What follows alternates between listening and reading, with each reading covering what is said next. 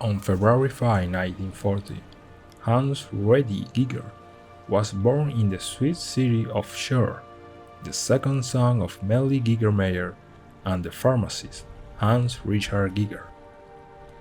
Giger's fascination with the macabre showed from a very early age. An example of that was when he was 6 years old and his father received a human skull from a pharmaceutical company, which little Hans dragged down the street on a rope as a toy.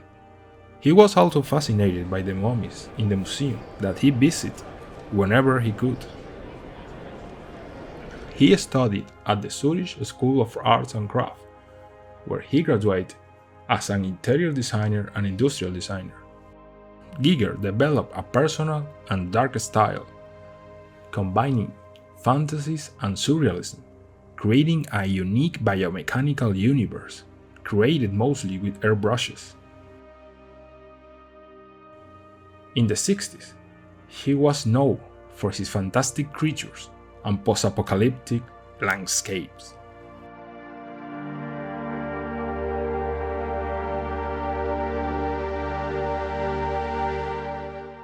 At the end of that decade, he participated in the artistic part in short films such as Swiss Made 2068 and Passenger, directed by Freddie M. Murer.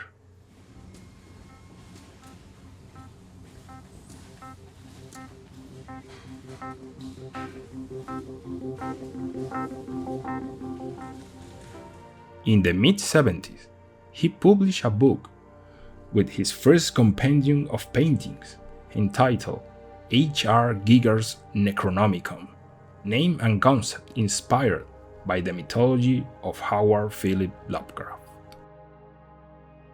Giger's entry into the world of big-budget cinema comes from the hand of Chilean filmmaker Alejandro Jodorowsky, who was putting together a huge films project to bring the adaptation of the book Dune to the big screen.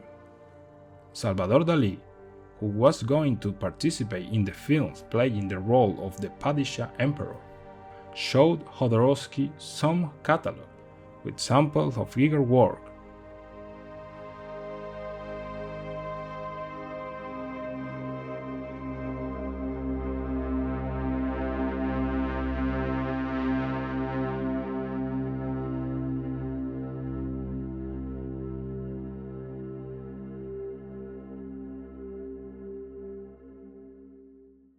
The director was fascinated, so he hired Giger to design costumes, masks, and the planet Gide Prime, a dark and hyper-industrialized planet where all kinds of despicable acts were carried out, ruled by a cunning and obese tyrant.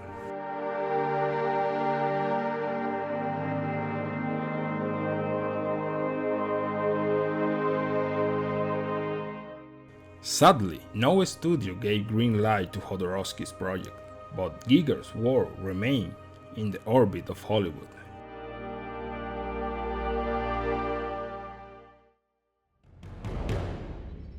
The Necronomicon book served as the visual inspiration for director Ridley Scott's film Alien. That was how, in 1978, Giger began to work on his first high-profile film assignment, designing some scenography and especially the creatures, based on his own work, Necronom 4. For this work in 1980, he and the special effects team won an Academy Award for Best Achievement in Visual Effects. This gave him an international projection that allowed him to continue working on other films productions such as Poltergeist 2, Alien 3, Species. He even worked on the graphic part of the Darkseid video game, and several album covers. From the beginning of his career, Giger also worked in sculpture and had the desire to extend the core elements of his artistic vision beyond the paper, but it wasn't until 1988 that he was given the chance to design his first total environment, a Giger bar in Tokyo, Japan. However, It was 4 more years before his concepts were properly realized under his personal supervision, with the opening of a second Giger bar in Chur, the city of his birth, in 1992.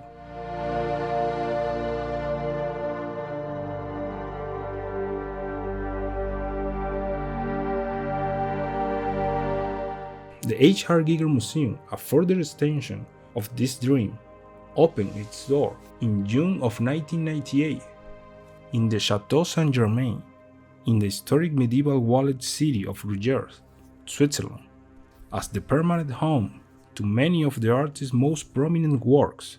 The museum houses the largest collection of Giger's paintings, sculptures, furniture, and film designs dating from the early 60s to the present day.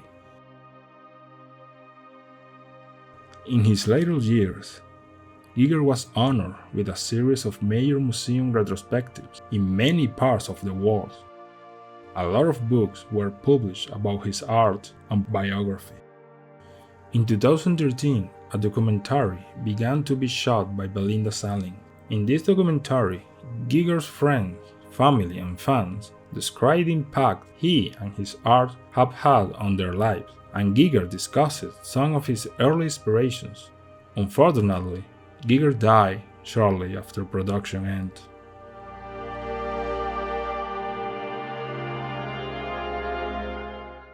He died on May 12, 2014, from injuries caused by a fall he suffered at his home. He was buried in the Gruyère Cemetery, leaving behind a transcendental work full of dreamlike, dramatic, oppressive, and sinister images, gifted with a hypnotic beauty that captivates those who dare to look.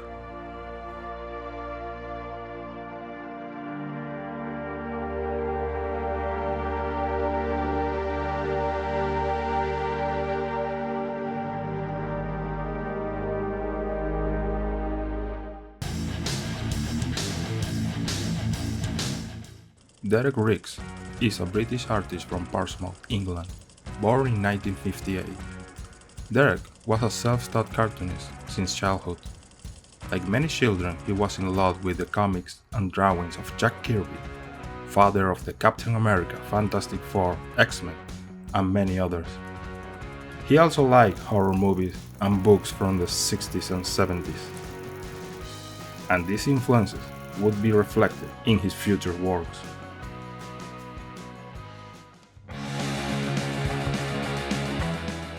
He decided to study fine arts at the university, a place that he left shortly after feeling misunderstood.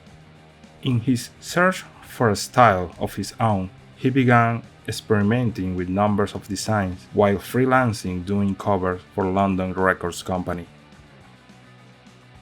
In one of many works he presented, there was a painting entitled Electric Matthew Says Hello, which was actually painted for a punk album cover. The look of this character was an exaggerated vision of all those punk clichés represented on an angry monster with a torn shirt.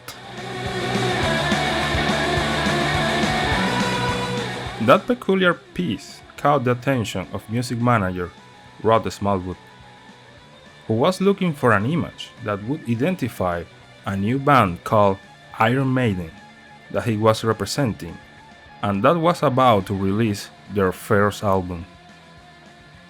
Smallwood later said the members of the band were very shy, so we had to invent a creature that stand up for them. The band adopted the creature after making a few minor modifications. They add more hair to make him look less punk, and renamed him Eddie. This name was originally from a mask they used in stage backdrops. Eddie's first appearance was on the cover of the single Running Free. On this cover, his face was not visible. It was until the release of the album when the mascot that would represent the band to this day could be seen.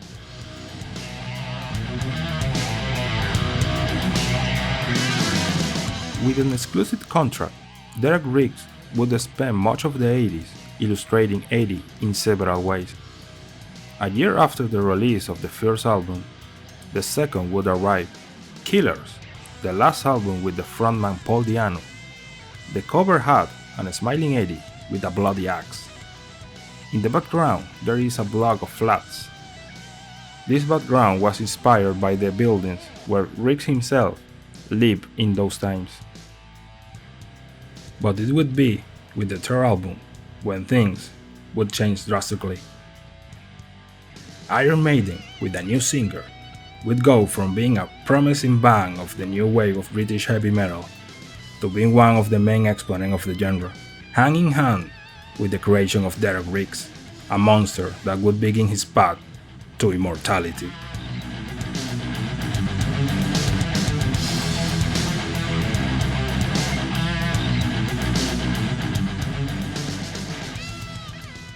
The cover was originally created for the song Purgatory from the last album, but Rod Smallwood thought it was too good for a single release and decided to save it for the Number of the Beast.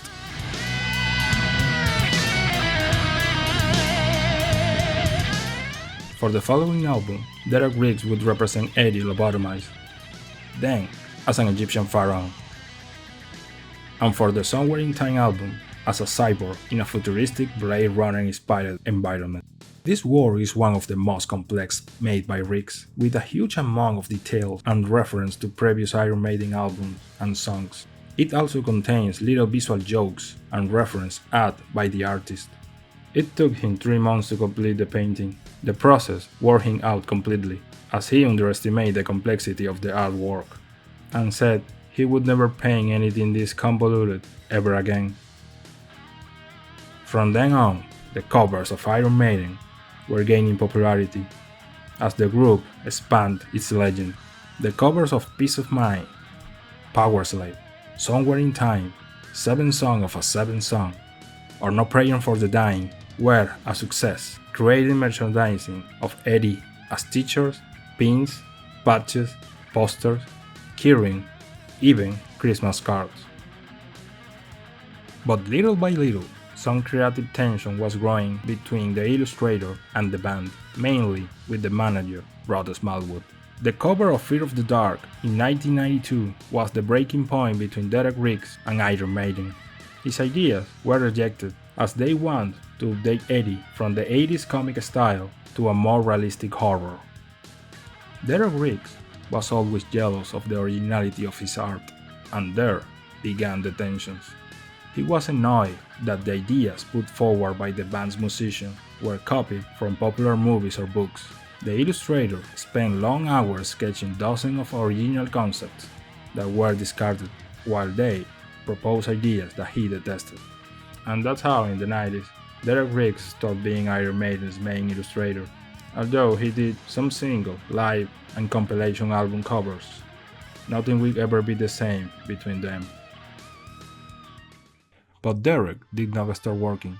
With the fame he had acquired being the cover artist of one of the most famous heavy metal bands, many required his services. Bands like Destiny, Stratovarius, Gamma Ray put Riggs' art on their records. Even Bruce Dickinson hired him for the cover of his solo album, Accident of Birth. At that time, less and less illustration were seen made with their usual oil and acrylic painting techniques, and it seemed that digital art became his main resource. But this was not only for an artistic decision. After years of using paints and associated products that contained, ironically, heavy metals, this led to health problems, so he focused mostly on digital, but without losing his particular style of character design.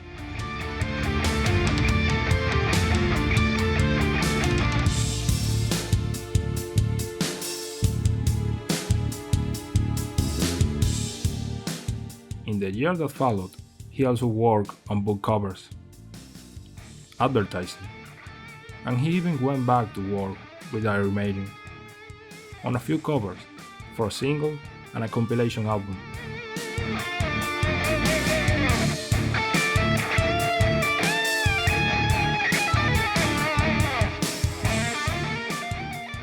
He is living in Riverdale County, California. He often attends conventions where he interacts with his fans, who are excited to get an autograph, a small drawing, or simply admire their art that has endured through generations. From the father of the most iconic creature in heavy metal.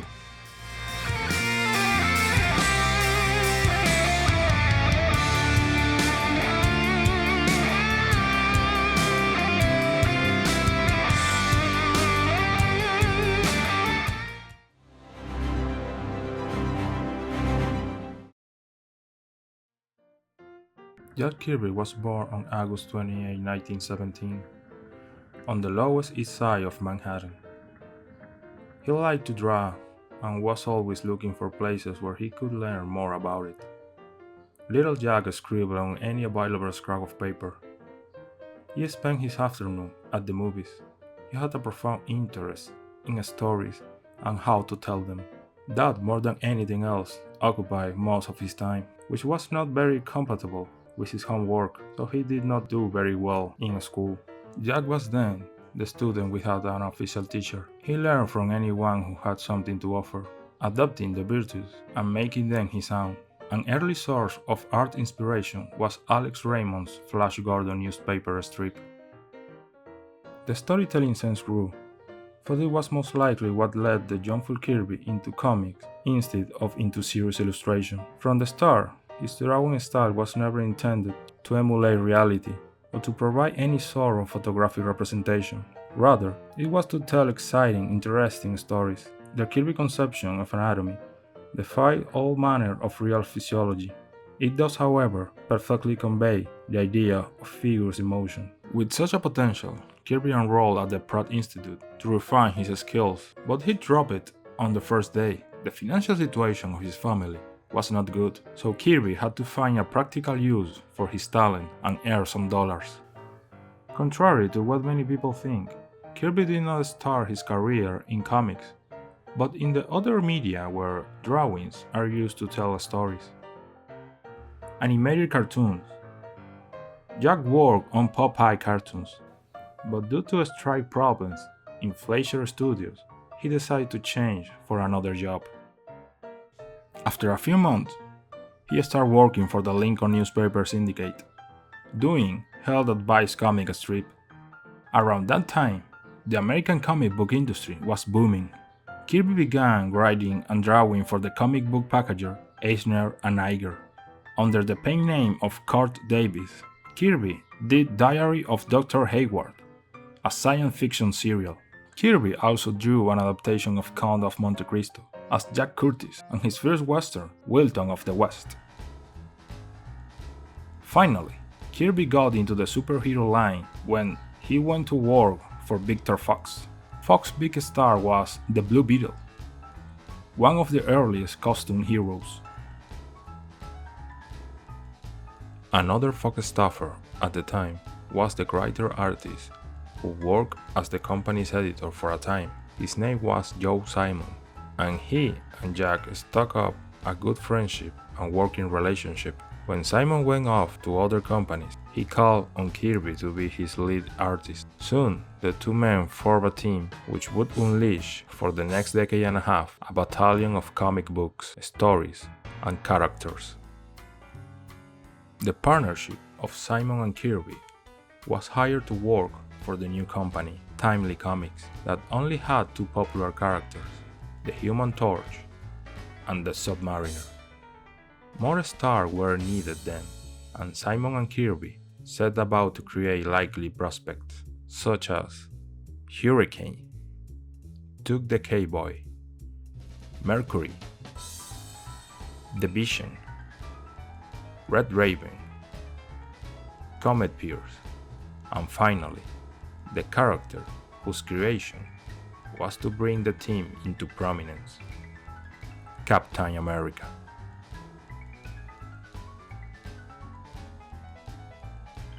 Captain America was a success, and it was due to the great demand for his adventures that Simon and Kirby began to produce material as fast as they could.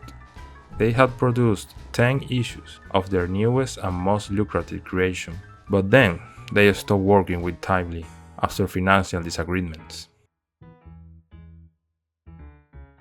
Thanks to the reputation that Captain America had given them, they were contacted by the Detective Comics company, owners of Superman and Batman, to work on new comic strips.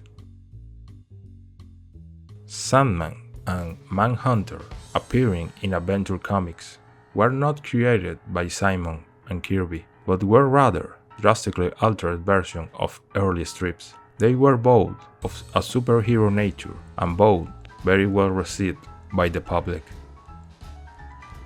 They also worked on the even more popular The Newsboy Legend and The Boy Commandos.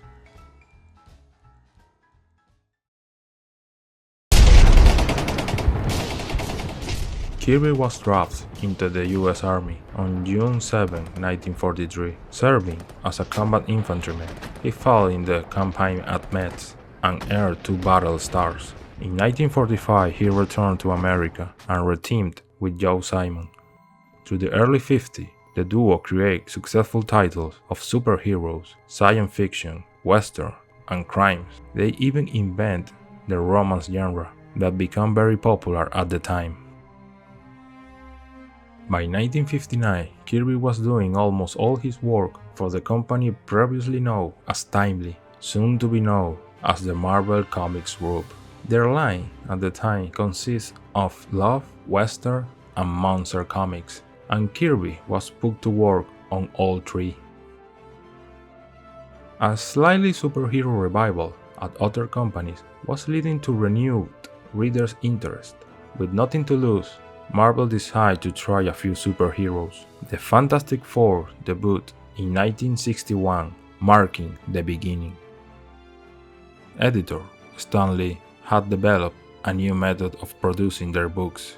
Instead of beginning with a full script, which the artist would then illustrate, they began with an idea, which would be discussed in conference between a scripter and penciler, and then drawn by the artist. Dialogue and caption would be added afterwards to fit the picture. This method allowed greater result in the artwork, but needed that the penciler not only be a competent artist, but also a good storyman. Kirby, of course, was. Lee described the division of labor once by saying, "Some artists of course need a more detailed plot than others. Some artists, such as Jack Kirby, need no plot at all." This technique, combining Kirby's solid storytelling and Lee's flashy dialogue, inaugurated the Marvel superhero line. Now, with Marvel's increased popularity, that could cut down its workload and concentrate mainly on the Fantastic Four, Thor, and a newly revived version of Captain America. It was in the Fantastic Four that Kirby first drew such popular supporting characters as Doctor Doom, the Watcher, the Silver Surfer, the Black Panther, Galactus, and the Inhumans. With so many new artists and writers added to the crew, plus Marvel's sale to a large conglomerate, Kirby found it less and less necessary to come into the office or to even involve himself with the design of new characters and books. He could in fact even relocate in California from New York and mail his pencil pages to Marvel from 3,000 miles away. At the same time, Kirby grew increasingly dissatisfied with working at Marvel. The reason could be a lack of full creative control and the little recognition he received for his creation. Subsequently leaving Marvel in 1970 for DC Comics, where he produced a series of new titles: New Gods, Mr. Miracle, and The Forever People. Each share a common enemy in the person of Darkseid. As part of his new mythology, Kirby created the new worlds of Apocalypse and New Genesis, home of an infinity number of new heroes and adversaries. It was a sweeping epic unlike any ever done in comics, but the series was cancelled before it reached its conclusion. Kirby later produced other DC series such as Omak, Kamandi, The Demon, and Cobra, and worked on such extant features as The Losers in Our Fighting Forces.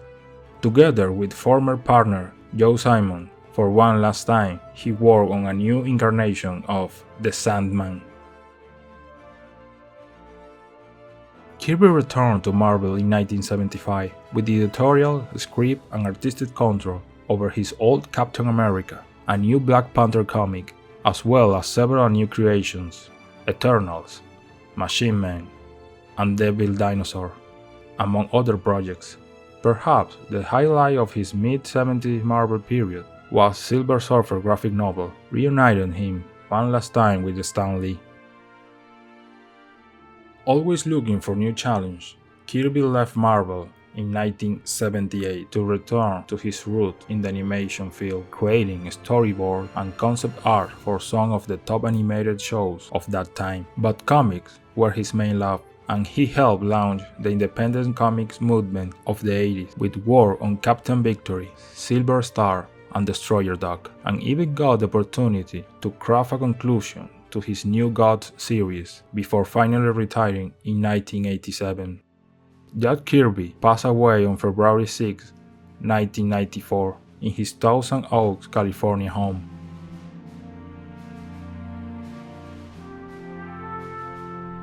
In his 50-year career, Jack Kirby has been responsible for more comic book sales than any other artist, writer, or editor. He produced many of the most successful franchises of all time.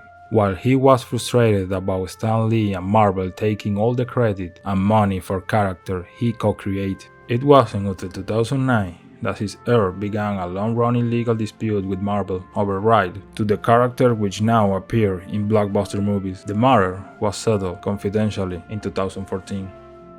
Surely, Jack Kirby never intended to become an icon, although his visual innovation have received much acknowledgement in later years. His stylistic device for depicting energy or negative space has even become known as Kirby Dots or Kirby Crackles. Kirby has influenced nearly every superhero comic artist after him. Not bad for a doodler kid from the Lower East Side of Manhattan with a profound interest in storytelling. Torgerson was born in Potters Bar, Middlesex, and he attended the Cambridgeshire High School for Boys with Pink Floyd future founders Syd Barrett and Roger Waters, with whom he played rugby at the school. Then he studied English and philosophy at the University of Leicester, graduating with a Bachelor of Arts degree with honors, before studying film and television at the Royal College of Art, where he graduated with a Master of Arts degree. Torgerson's goal was to be a filmmaker. However, several friends, including Roger Waters, who had already founded Pink Floyd, invited him to make record design, and from that moment, he decided to dedicate himself entirely to graphic arts.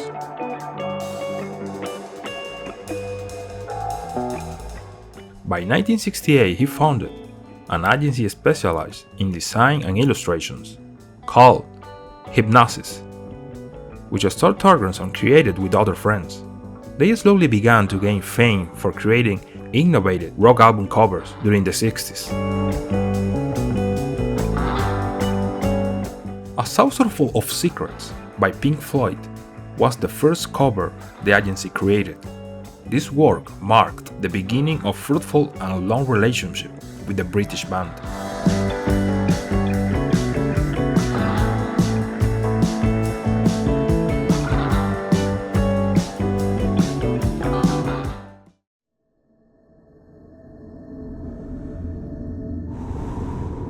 And it would be with the cover of Dark Side of the Moon that they would gain international recognition that they were looking for.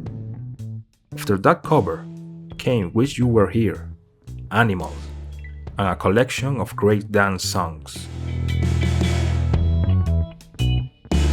Storm Torgerson and Hypnosis then started getting more work, and Torgerson designs became the top choice in the rock music industry. According to experts, it is estimated that they create 180 covers, among which those of the bands AC/DC, Peter Gabriel, Emerson, Lake and Palmer, Genesis, and Yes.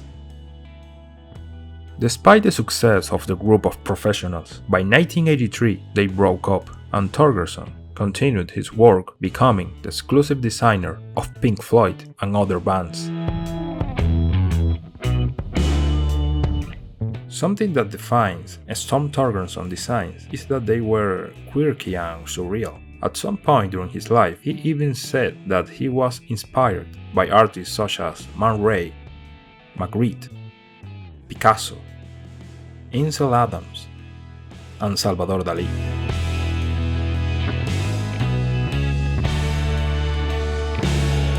Surrealism was present from his beginnings, and little by little it was adding elements, the use of illustration, photograph, and very few retouches.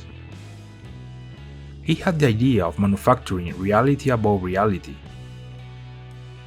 Storm Torgerson's style was to create life-size mock-up images, so much so that his work often exceeded the recording budget of an entire album, but the band recovered it with sales of it.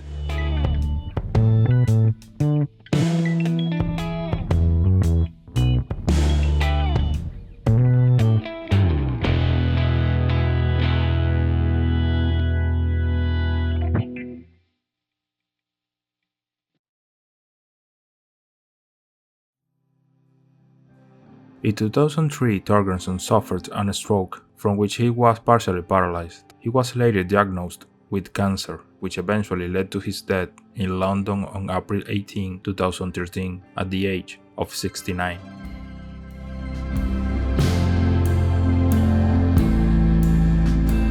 After Torgerson's death, David Gilmour released a statement describing him as a constant force in my life, both at work and in private, a shoulder to cry on, a great friend. A post on the official Pink Floyd website called him a graphic genius.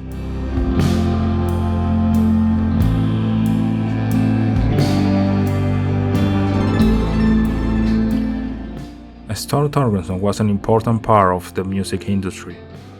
That part that has nothing to do with sound, but with the visual. He gave the most emblematic albums of his time a face to remember, with designs that continue to influence our time.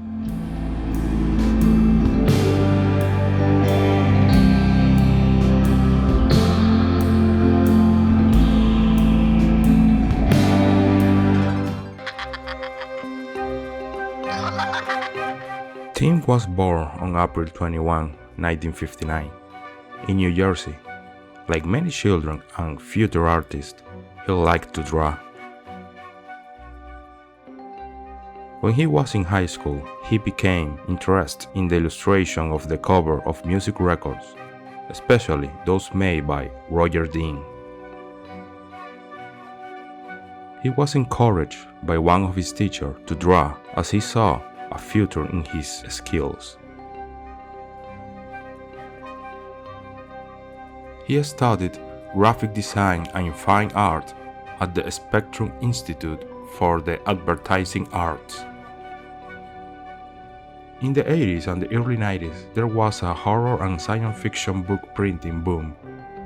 Taking advantage of that trend, Tim did his first job for the Dawn Publishing House, illustrating the cover of Fugitive in Transit and Brains Incorporated. In the early 90s, Scholastic was looking for illustrators for a new series of books written by R.L. Stine. They had two artists in mind to do the Goosebumps covers, Tim Jacobus and Gene Thiessen. Tim created the art for the first Goosebumps book, Welcome to Dead House, and Jim created the cover art for Stay Out of the Basement. Scholastic chose Tim because they liked his use of saturated colors. They believed that the colors would be striking for young readers. Before designing the covers, Tim would be given a short story synopsis and have discussion with art directors at Scholastic to give an idea of what should be on the cover. The illustrator would apply various color combinations to each cover and tried not to repeat any combination from previous covers. In this way, he made the 60 covers, which gave way to numerous anecdotes and inconveniences. He would have a month deadline to complete a cover. This caused complication at one point, specifically with A Night in Terror Tower. He had 24 hours to turn in the painting, but it wasn't finished yet, so he worked on it in the morning and finished it late at night. The next day, he turned it in to a Scholastic on time.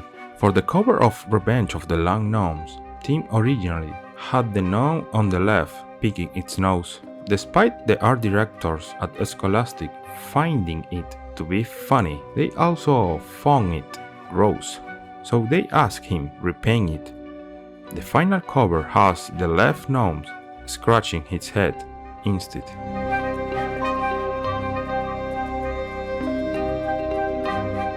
After Tim turned in the artwork for Let's Get Invisible, Scholastic art directors want to send it back to him, telling him to make it scarier by adding in cobwebs and spiders. However, things were going a little behind schedule, so an unknown artist from Scholastic added in the additional elements themselves.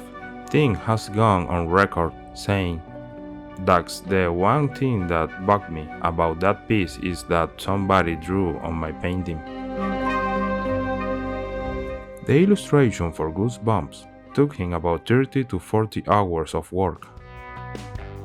To make them, Tim had a routine, starting work at 5 in the morning with music in the background, usually progressive rock, especially the group Yes.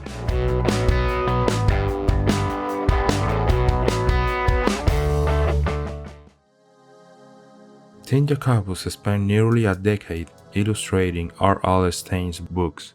In the late 90s, he was finishing cover number 26 for the 2000 Goosebumps series, The Incredible Shrieking Fifth Grader, when a representative from Scholastic contacted him and informed him that it was not necessary to finish that piece, making that unfinished illustration the last thing he did for the series of books. Goosebumps would end with the arrival of the year 2000. But his work isn't just limited to Goosebumps books. He has done hundreds of book covers and paintings for different series, novels, and video games.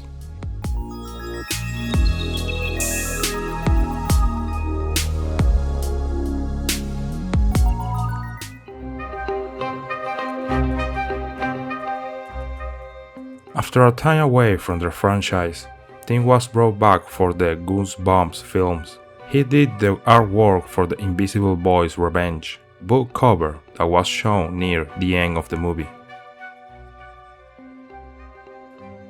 Tim has written an autobiographical book called It Came from New Jersey, My Life as an Artist, a book on his life and career for Goosebumps. In 2021, a book that celebrates Tim Jacobus' art from R.L. Stein books were published.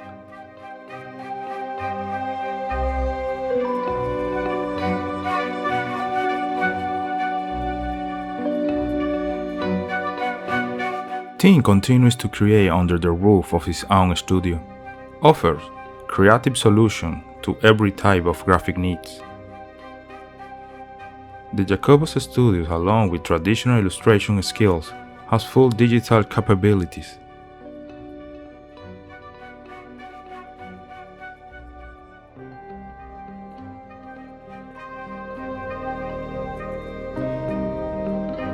Tim has one son, and the two currently live in New Jersey, the same place where he materialized with his paintings, the nightmare of a whole generation of children.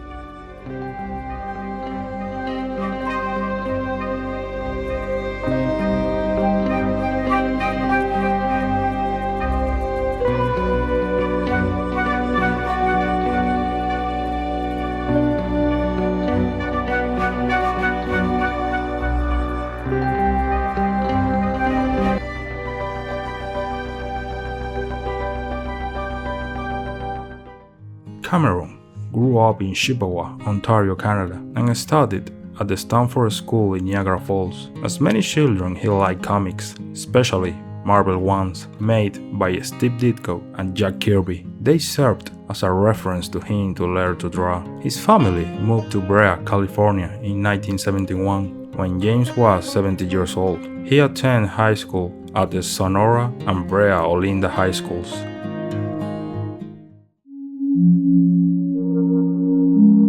His interest in his future vocation began when he watched Stanley Kubrick's 2001 A Space Odyssey, in which he was mesmerized and fascinated by its visual effects. He began filming with a 16mm camera, inventing space adventures and initially creating mostly his own visual effects. After high school, Cameron enrolled at the Fullerton College, a community college, in 1973 to study physics. Then he switched to English, but college didn't seem to be his thing. He left it at the end of 1974. Then he worked odd jobs, including as a truck driver and a janitor, but grew in his free time. During this period, he learned about special effects by reading other students' work on optical imprinting or front screen projection, anything that related to film technology.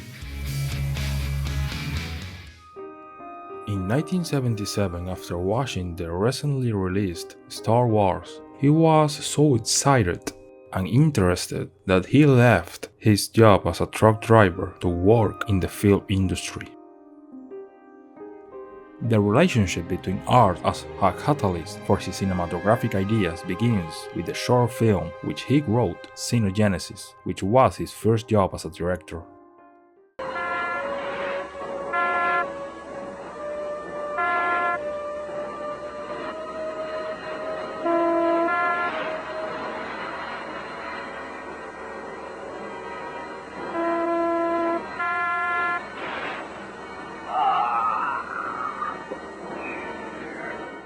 Years later, Cameron began working as a miniature model maker at Roger Corman Studios. He did the special effects for John Carpenter's Escape from New York and served as production designer on Galaxy of Terror. It's been waiting 1 billion years to scare you to death. Cameron was hired as the special effects director for the sequel to Piranha 2: The Spawning. In 1982, the original director, Miller Drake, left the project due to creative differences with the producer. The film gave Cameron the opportunity to become director for a major film for the first time. In Rome, Italy, during the release of Piranha 2, Cameron fell ill and had a dream about a metallic torso holding a kitchen knife, dragging itself from an explosion. Inspired by director John Carpenter, who had made the slasher film Halloween on a low budget, Cameron used the dream as a launching pad to write a slasher-style film. Cameron's agent disliked the early concept of the horror film and requested that he work on something else. After this, Cameron dismissed his agent. Cameron returned to California and stayed at the home of the science fiction writer Randall Frakes, where he wrote the draft for The Terminator. Cameron's influences include 50s science fiction films, the 60s fantasy television series The Outer Limits, and contemporary films such as The Driver and Mad Max 2. James Cameron sold the right for The Terminator to Gail Ann Hurd, who had worked at New World Pictures as Roger Corman's assistant, for only $1 with the promise that she would produce it only if Cameron was to direct it. He and Hurd had friends who worked with Corman previously and who were working at Orion Pictures, which distribute the film. Thanks to the amazing box office of The Terminator, Cameron moved onto his next directional feature, which was the sequel to Alien. In this film, he had the idea to explore more deeply the life cycle of the xenomorph. Cameron gave them a structure similar to an insect society, and for that society he needed a queen. Instead of contacting H.R. Giger, the original designer of the xenomorph, Cameron decided to design the queen himself with the help of a special effects specialist, Stan Winston.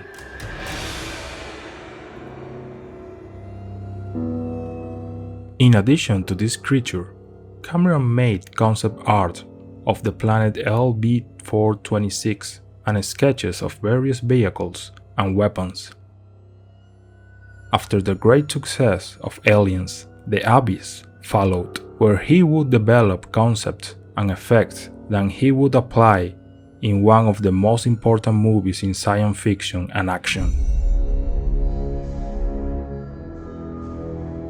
With all the success that James Cameron had achieved with the unexpected The Terminator, the consecration as a director who can handle the weight of a big-budget film with aliens, and the innovation shown in The Abyss for the sequel to Terminator, he had the largest budget for a movie up to that point, and Cameron would make every penny, directing a film that would mark a turning point in visual effects that even today still looks spectacular.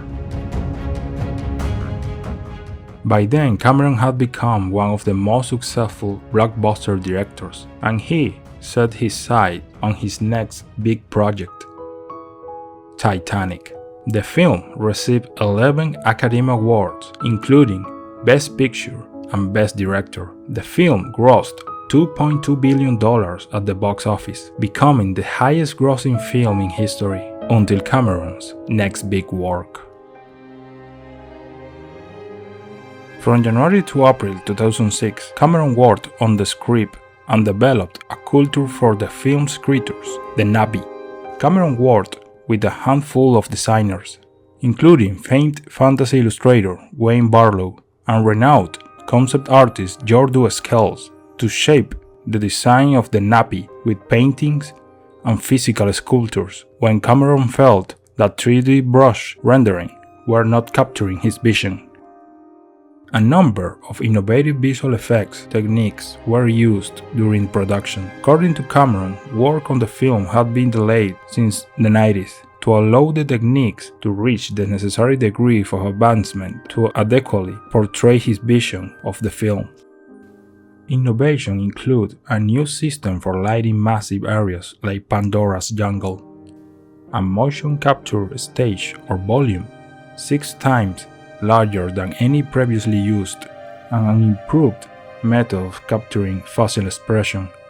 Avatar became the first film to earn over $2 billion worldwide after 72 days of release. It remained at number 1 at the domestic box office for 7 consecutive weeks, the most consecutive number 1 weekends since Titanic. As we have seen, James Cameron has in his portfolio the highest grossing movies in recent decades. He has developed innovative technologies to carry them out. He has created unforgettable characters wrapped in stories so ingenious that they still endure in the mind of the people of different generations. But all those stories, characters, and fantastic worlds that converge in a huge cinematographic production begin in the same way, with a great idea and a drawing. Frank Frazetta was born in Brooklyn, New York City. He removed one C from his last name early in his career to make his name seem less clumsy. The only boy in family with 3 sisters, he spent much time with his grandmother, who began encouraging him in art when he was 2 years old. She gave him a penny every time he drew something, so he would continue to do so. At 8, he already amazed his teachers with his drawing skills, and under pressure from these teachers, his parents enrolled him in the Brooklyn Academy of Fine Arts, where he spent the next 8 years. At 16, in love with the comic genre, he started as an assistant in 1944 in Bernard Bailey's studio, but at that time it was neither the practice nor the obligation for assistants to sign. So his name was only revealed in 2 pieces in Treasure Comics, July 7, 1946, and somewhat later in his Captain Kidd Jr., which opened the doors of a Standard Comics magazine. From then on, he was a machine for creating without a predilection for genres: Western, fantasy, mystery, historical, animals, celebrities, romance, and the illustration of the biography of Burt Lancaster. Not counting his cover for famous funnies of the character Buck Rogers, and his work with Dan Barry on a 50s hit, the Flash Gordon daily strip. But after his work on Flash Gordon, Frank took an unexpected turn in his career. He left the pencil and brushes to dedicate himself to being a baseball star, an activity in which he was until 1965. The sports adventure did not go too well for him, so he returned to the profession that would make him a legend. Frazetta's work in comics during this time were cover paintings and a few comic stories in black and white for the Warren Publishing, horror and war magazines, such as Creepy, Henry, Blazing Combat, and Vampirella. The movie business immersed him in the world of posters as a result of his painting of Ringo Starr for Mad Magazine. That work caught the attention of United Artists Studios, so they hired him to do the poster for What's New Pussycat. He earned the equivalent of his yearly salary in one afternoon for that work. Then he continued to do several other films posters. The most outstanding of those were The Gauntlet, The Dance of the Vampires, Hotel Paradiso, The Faster Guitar Alive, Your Mind and Ours, among many others. Frazetta also produced paintings for mass-market paperback edition of Adventures books. His interpretation of Robert E. Howard's Conan the Barbarian visually redefined the genre of sword and sorcery, and had an enormous influence on succeeding generations of artists. His paintings served as an unofficial concept art for the film that would later be made in 1982, and even as a teaser poster.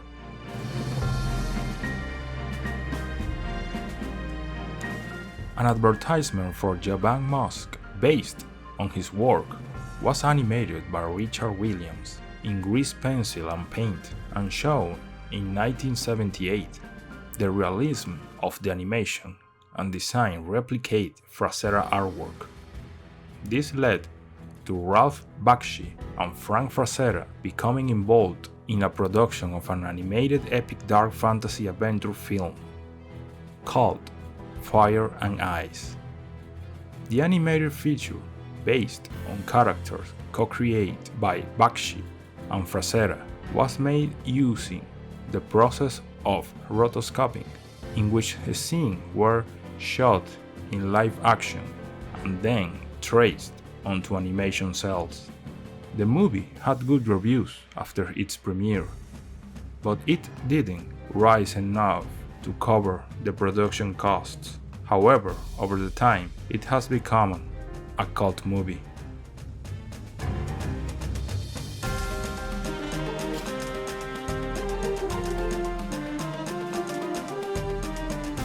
Following the release of the film, Frank returned to his roots in paintings and pen and ink illustrations. In the early 80s, he created a gallery, Frazetta's Fantasy Corner, on the upper floor of a former Masonic building in Pennsylvania. The building also housed a Frazetta art museum that displayed both his own work and, in a separate gallery, that of other artists.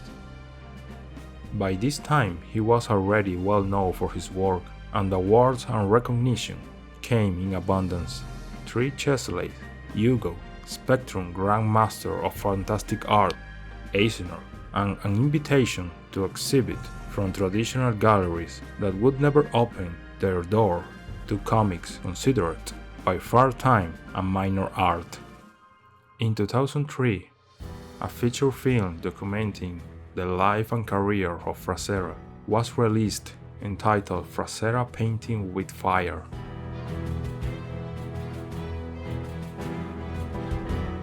He was inducted into the comic book industry's Will Eisner Comic Book Hall of Fame, the Society of Illustrators Hall of Fame, the Science Fiction Hall of Fame, and was awarded a Life Achievement Award from the World Fantasy Convention.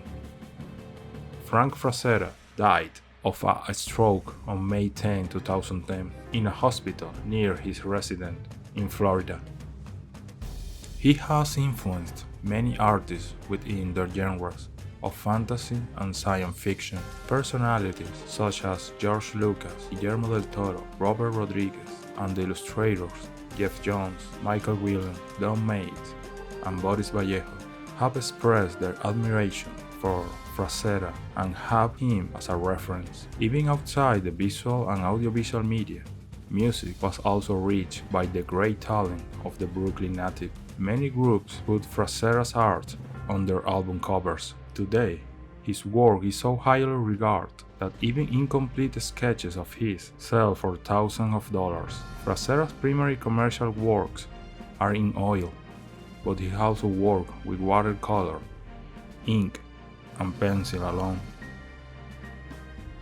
On May 16, 2019, 19 years after his birth, his Egyptian queen was sold for $5.5 million in a public auction of old comics. Comics, that so-called minor art that brought down so many barriers. Born in 1946 in New London, Connecticut, Ken Kelly practically came into our world with a pencil in his hand. He started drawing from a very early age. He started taking art lessons in 4th grade and continued through grade school and high school. Ken was introduced to art by his teacher, Mrs. Valerius. This was the beginning of a relationship that would last for the next 9 years. Mrs. Valerius gave Ken the direction he needed. She showed him how to develop and put to use his natural talent. She taught him the principles of art. After finishing high school, set his brushes aside to join the Marines at the age of 18 as he had always dreamed. For the next 4 years, he found himself touring around the world, serving both at Guantanamo Bay and Vietnam. During his service to his country, he even got to use his art skills. While he was in Cuba, he did all the illustration for the US magazine The Gitmo Gazette. He completed his 4-year term in 1968 and returned home to New York. During the next year, Ken's life would veer further into the realms of fantasy art. He decided to go to the studio of Frank Frazetta and show him some of his own drawings. Frazetta liked what he saw and encouraged him to pursue a career in commercial art. At the same time, he also invited Ken to study under him. Ken accepted Frank's offer. Under the guidance of Frazetta, Ken was able to fine-tune his skill even further. Frazetta stressed how important it was to put feeling into creating a painting and to let the action on the canvas come from the imagination. Later that same year, Ken received his first professional assignment. Before he turned the painting in, he took it to Frazetta to get his approval. Frank did not think that the woman in the painting had a terrifying enough expression on her face, so he painted over her old face with a new one of his own, which he felt worked better. Now it was ready to be turned in. That painting was done for Warren's Vampirella magazine and is titled The Lurking Terror. Then, in 1969, he entered the book cover field and has since worked for just about every major publishing house. Ken has done work for some of the best-selling authors in the field, including an outstanding series for Robert E. Howard and the complete series of Robert Adams' famous Horse Clan novels. In the 70s, he started doing a lot of album covers, including 2 paintings for Kiss for the albums Destroyer and Love Guns. In case of Destroyer, Kelly's original version of the album cover was rejected by the record company because they felt the scene was too violent, looking with the rubble and flames. The front cover shows the group striding on top of a pile of rubble and a desolate background spot with destroyed buildings, some of which are engulfed in flames. The back cover shows a similar scene but with more buildings on fire. Another of the emblematic albums in which he participated as an illustrator of the cover is the mythical Rising by Rainbow, the band of Ritchie Blackmore and Ronnie James Dio. But without a doubt, the group that has benefited most from the incredible talent of the Connecticut artist is the heavy metal band Manowar. This group has 6 albums with Kelly's art on its cover. The first was Fighting the War, which would mark a long relationship between the artist and the band. These covers are notably influenced by Ken Kelly's own art for Conan the Barbarian, and you can think of Manowar without thinking of these covers. They are closely related to the image of heavy metal. The world of video games were also lucky to have Kelly's creativity, since he made the cover of Witch Haven, a dark fantasy first-person shooter developed by Capstone Software in 1995. Its sword and sorcery-themed story tasks the Knight Roundabout with a quest to seek out and destroy a lair of witches in their titular fortress, fighting hordes of hostile monsters along the way. Obviously, the game fits perfectly with his style. He even did the packaging art for the Micronauts toys. The toy line consists of 3.75-inch tall action figures, which were known for their high number articulations point relative to other toys of similar size and scale. The toy line also includes vehicles, robots, play sets, and accessories. In his last year, he developed the artwork for Cohit and Coimbra's album Good Apollo and Burning Star 4 Volume 2 No War for Tomorrow. And painting of his was used as the cover art for Alabama Thunder Pussy's 2007 release Open Fire. With the good relationship he had with Kiss, the band invited him to the Kiss by Monster mini golf course in Las Vegas, Nevada, doing autographs, singing prints for the classic Kiss albums he drew cover artwork for. On June 3, 2022, Ken Kelly died at the age of 76. People whose careers were touched by his art expressed their condolences. Paul Stanley, the Kiss frontman, said, "A moment to remember the great Ken Kelly. His fantasy art captured the larger-than-life image of Kiss perfectly. Rest in peace." Ritchie Blackmore expressed, "He was a very nice man, very easy to work with. I gave him a simple idea, which he turned into a magical picture. He shall be greatly missed." And of course, the band he worked with the most, Manowar, uploaded the following statement on their Instagram account. "We are saddened to hear of the passing of our brother, Ken Kelly. No word can express what a terrible loss this is, not only for Manowar and the metal community, but for the world. He was a great artist and friend. Ken will forever be remembered through his art and through his deeds. Our deepest condolences go out to his family." Without a doubt, he and his art will be remembered. We just hope that in the place where he is now will be as beautiful and imaginative as the world that he created in his canvases.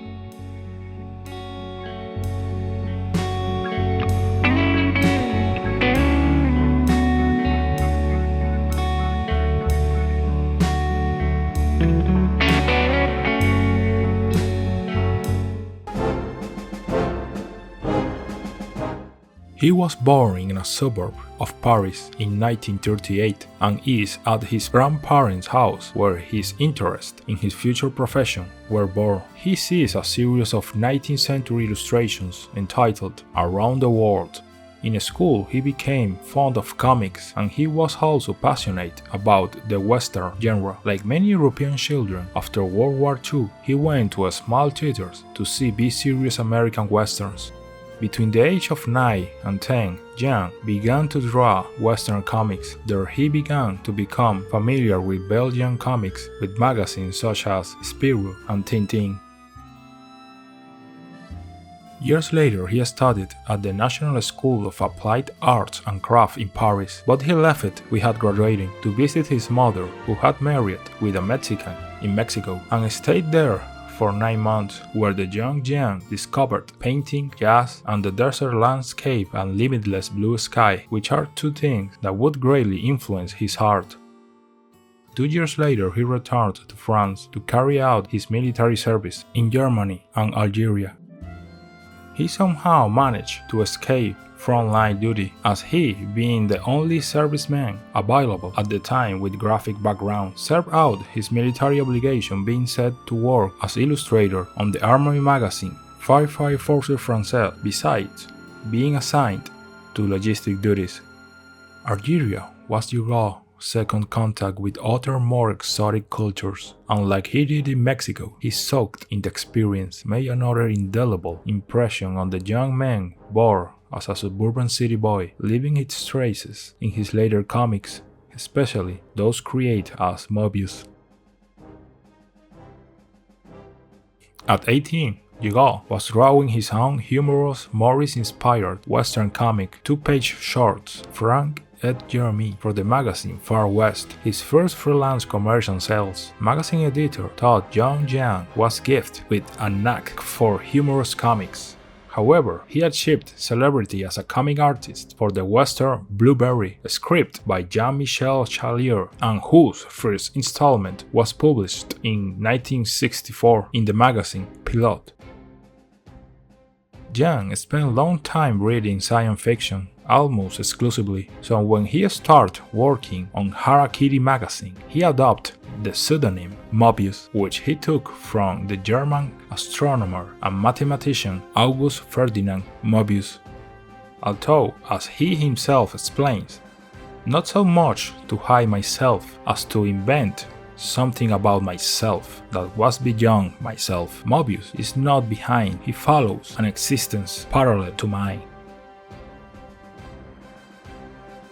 In 1974, he formed a group called Associated Humanoid with other authors such as Philippe Druillet, Jean-Pierre Jeunet, and Bernard Farkas. Together, they would edit the magazine Metal Heartland, when Jean Gigot would publish in 1975 works of fantasy and science fiction as influential as the story in 5 versions are Sacked or The Long Tomorrow, this one with a script by Dan O'Bannon.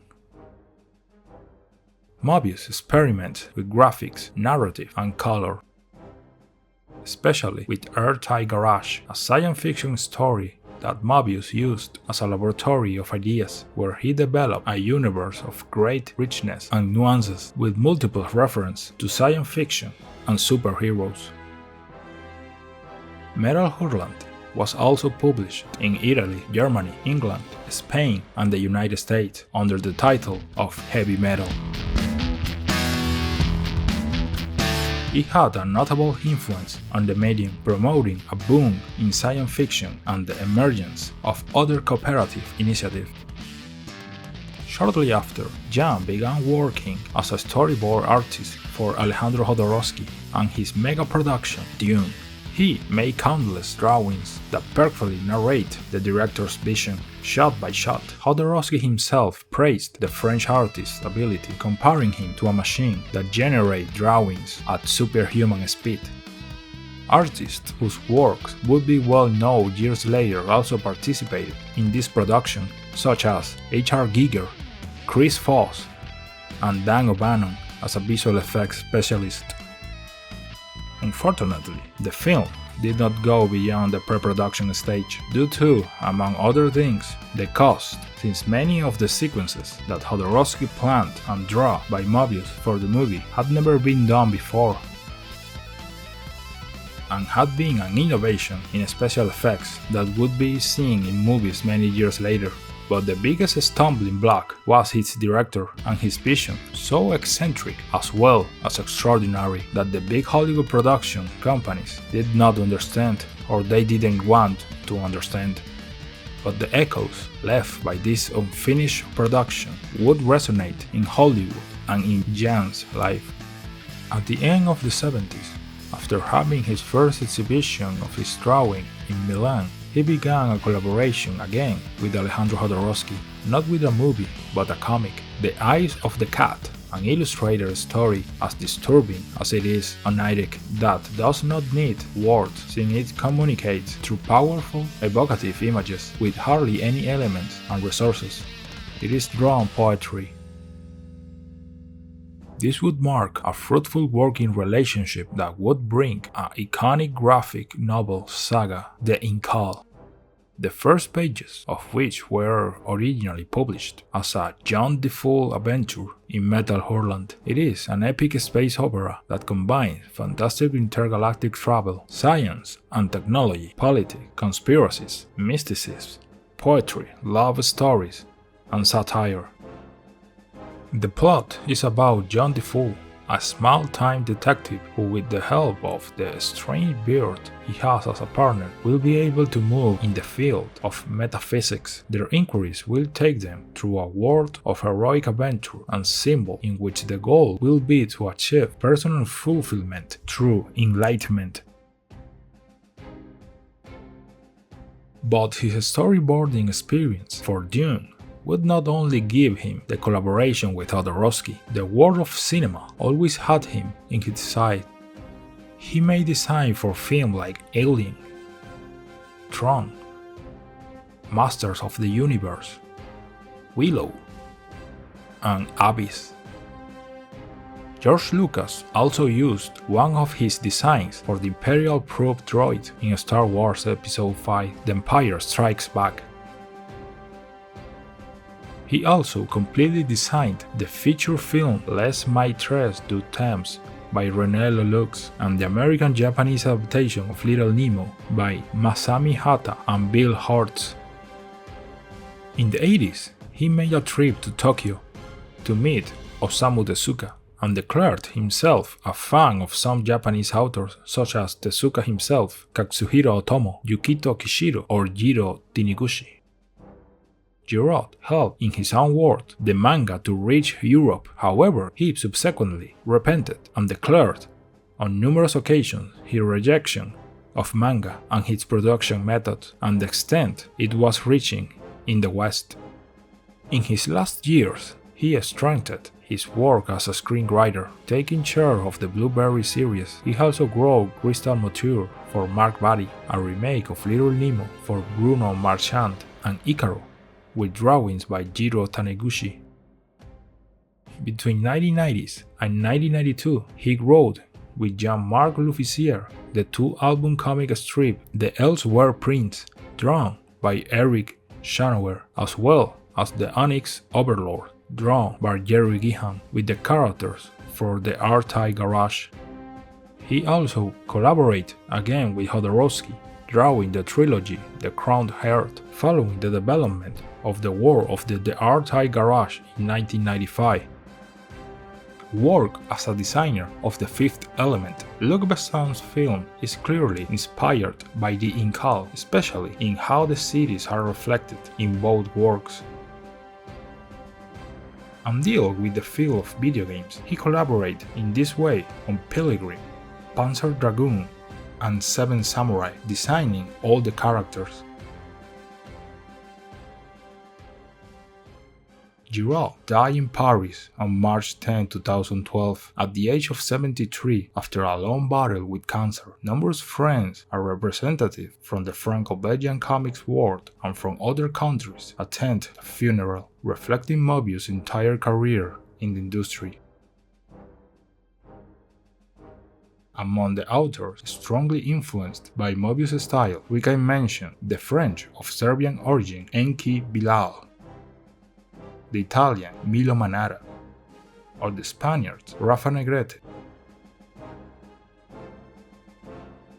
His influence on cinema is not only in his works made from this medium, but also manifests itself indirectly. His drawing for the short story The Long Tomorrow, script by Dan O'Bannon, were a key visual reference for Blade Runner. And George Lucas' Star Wars film also shared many visual characteristics of the French artist's work. Jean Giraud was undoubtedly an artist with an extraordinary drawing capacity with a wide range of styles that he combined in an excellent way, creating images with a graphic quality impossible to match, with the stories of topics as different as the Western to science fiction. All those stories share the indisputable hallmark of Mœbius quality.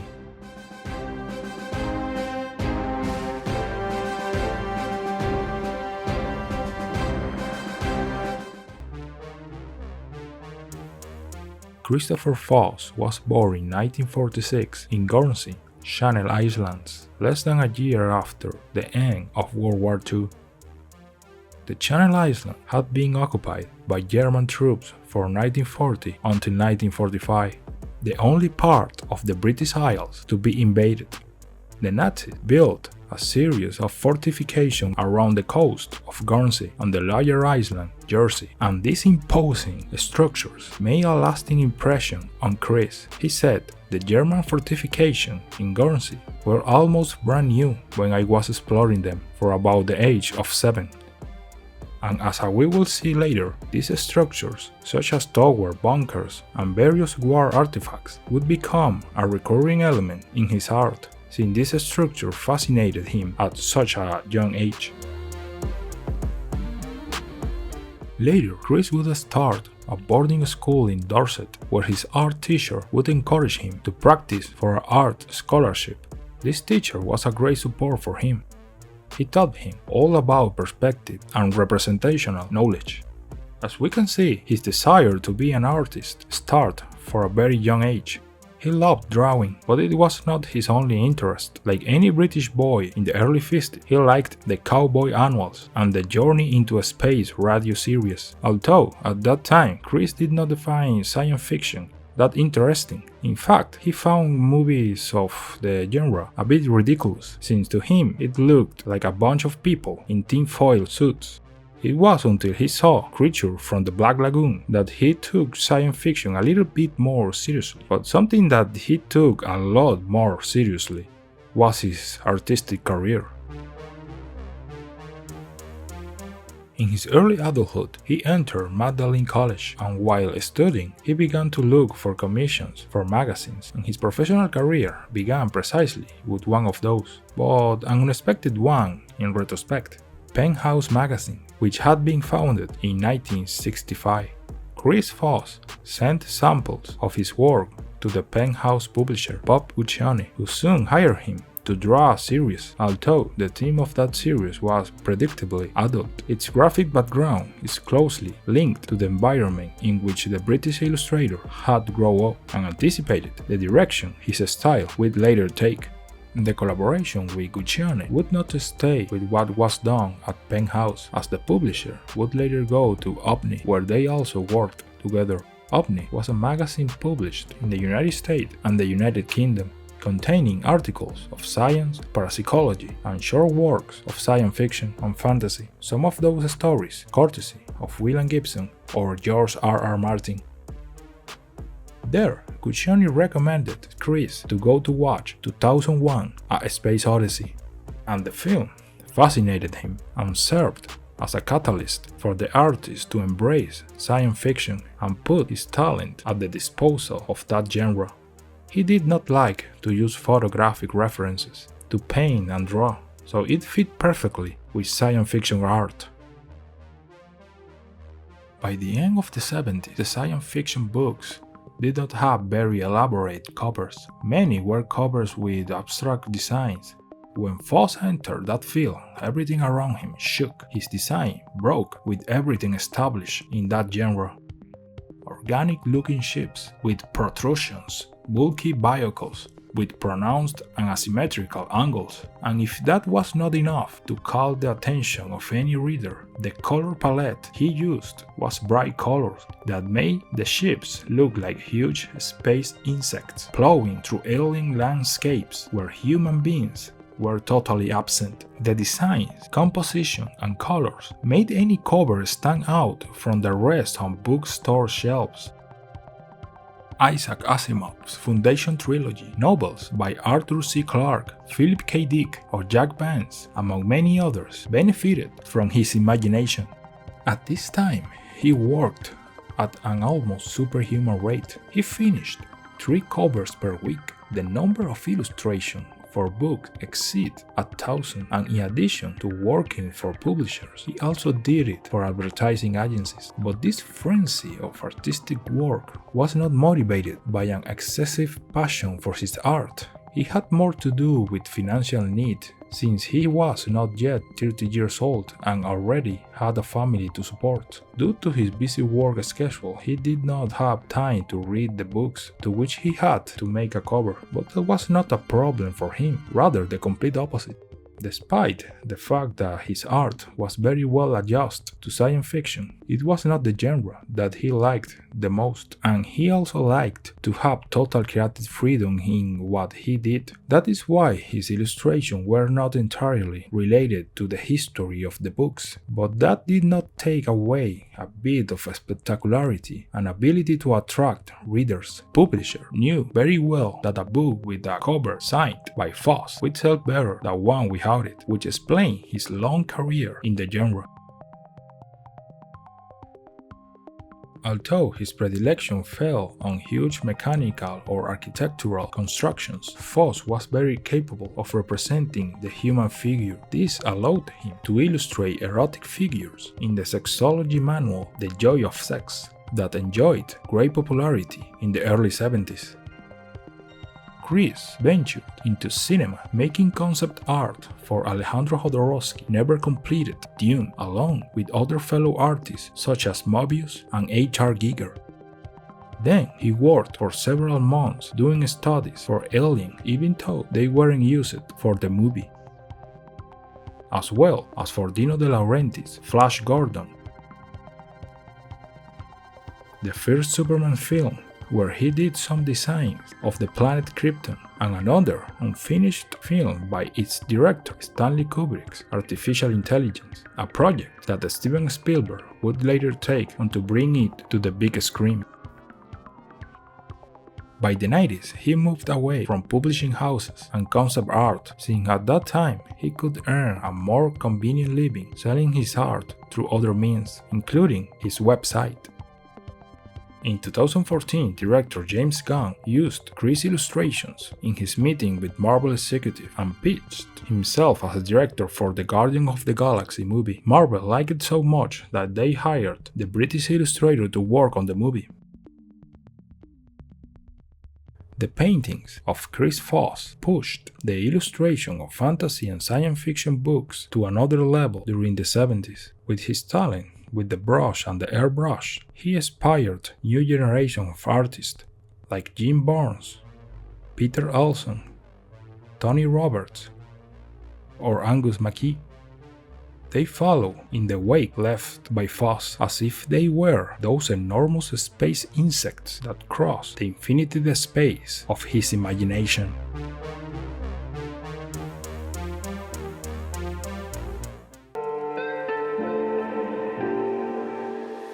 Luis Royo was born in Olaya, Teruel, in 1954. He was a very lonely child. He had no friends, and he does not remember that time with particular joy. And this would be reflected in his work, loaded with somber images and great tones in many cases. And it is that this stage of his life will be fundamental for his future work, since according to Royo, his inspiration, among many things, comes from childhood memories, dreams, and even nightmares of that time, which he considers the richest in terms of imagination. He studied painting and technical drawing, and in parallel, he worked for several decoration studios as a furniture designer. In the early 70s, he began to paint large format paintings, participating in exhibitions in various cities. At the end of the same decade, he became interested in comics, and from 1978 he made several comics that were published in the main magazine of the time, in which artists such as Enki Bilal and Mœbius also worked. By the beginning of the 80s, he left the world of comics because he was overwhelmed. His drawing is very detailed and precious, which left him with a very tight time to finish an entire comic. The illustration gave him the opportunity to express all the ideas, stories, and techniques, but in one image instead of a sequence of them. In the illustration field, he had his greatest success. He does it hand in hand with the agency and publishing house Norma, publishing his work on the international market. Among other countries, he did work for the United States, the United Kingdom, Sweden, as well as book covers. Among his fantasy and science fiction covers for this era are the Starman Saga by Sarah Douglas, the Rhapsody Saga by Elizabeth Hayden, A Thousand Words for a Stranger by Julie E. Cerneda, Robert E. Howard's Conan, Sundowner by Chris Claremont. This draws the attention of many comic and illustration magazines like National Lampoon, CMOC, Eric Prim, among many others, but his most constant and transcendent collaboration in this area was with heavy metal, where he made multiple covers and calendars. For this magazine, he also made illustrations about the character Fuck by Kevin Eastman. In 1992, his book Woman appeared, where some of these illustration works were compiled. His images were also collected in trading cards under the title From Fantasy to Reality. The growing popularity of his illustrations means that they can also be seen on postcards, calendars, t-shirts, record covers, video games, and sculptures.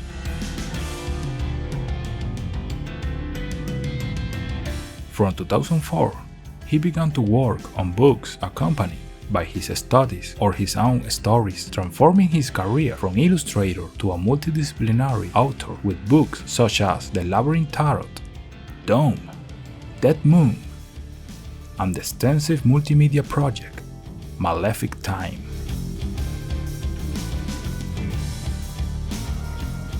Malefic, in which Luis not only illustrated a world full of fantasy, but also created a story riding around the character that gives the book its title. This work has as its plot core an apocalyptic thriller with historical mythological base and high doses of action, whose fundamental piece is an anti-hero through whose search for identity navigates the development of the plot. Illustration books make up the cornerstone, but as a multidisciplinary project, it has been extended to other formats like manga, novel, role-playing game, audiovisual material such as the music album, and various short films.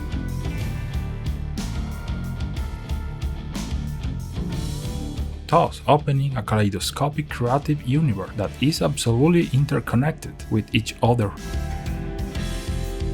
Royo also has made the myth of Beauty and the Beast one of his main motifs, taking it from horror to lyricism in any case, and regardless of the topic addressed, his characters are always halfway between the epic and the erotic.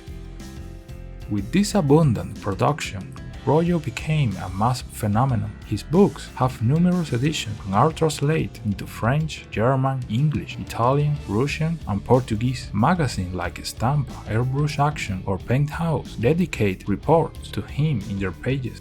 Festival, art galleries, or specialized stores continually organize exhibitions and tributes, and received, among others, the Silver Award Spectrum in the United States, Cartoon Mix in Italy, and the Pilgrim in Russia.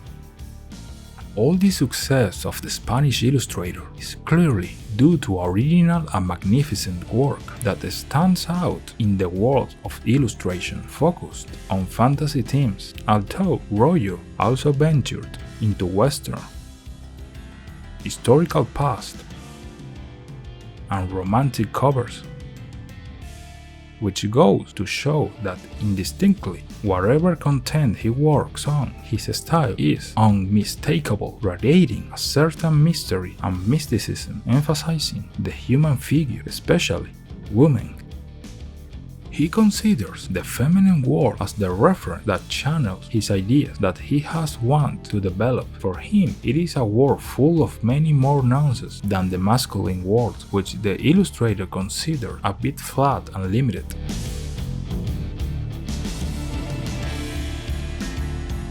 But Royo's style, despite remaining faithful to some constant, also reflects a clear evolution. It is enough to take a chronological tour of his work to verify the variants that have been refining his aesthetic and reinforcing the increasingly poetic tone of his compositions.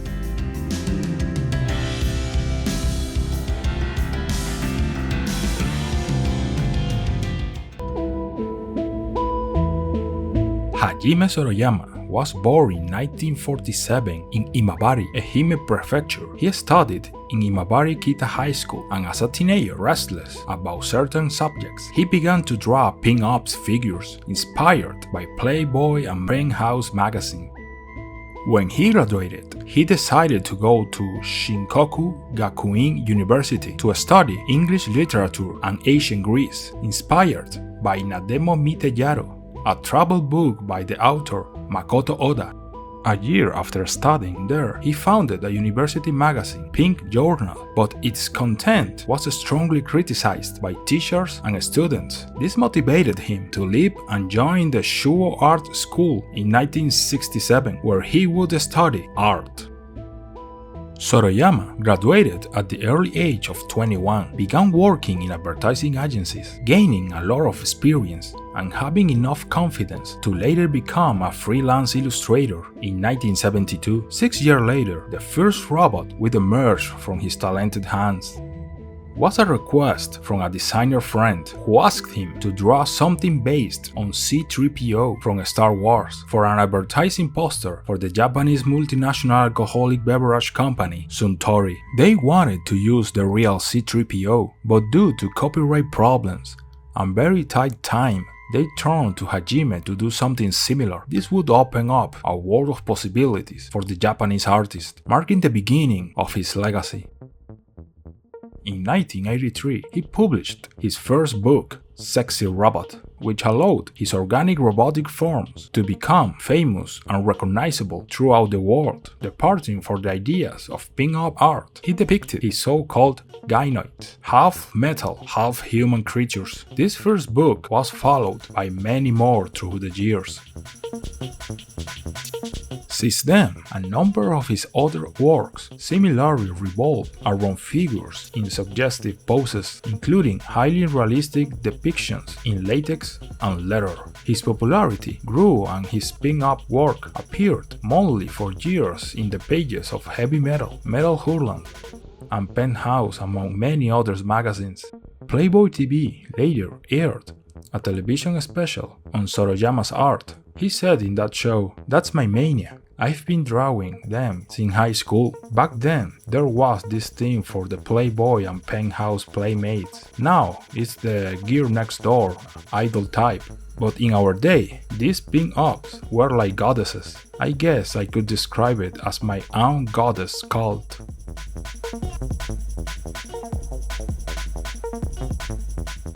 Besides paper pieces, he worked in films like Brain Dead, designing the poster, Time Cop, and Space Trucker, where he designed the biomechanical warriors.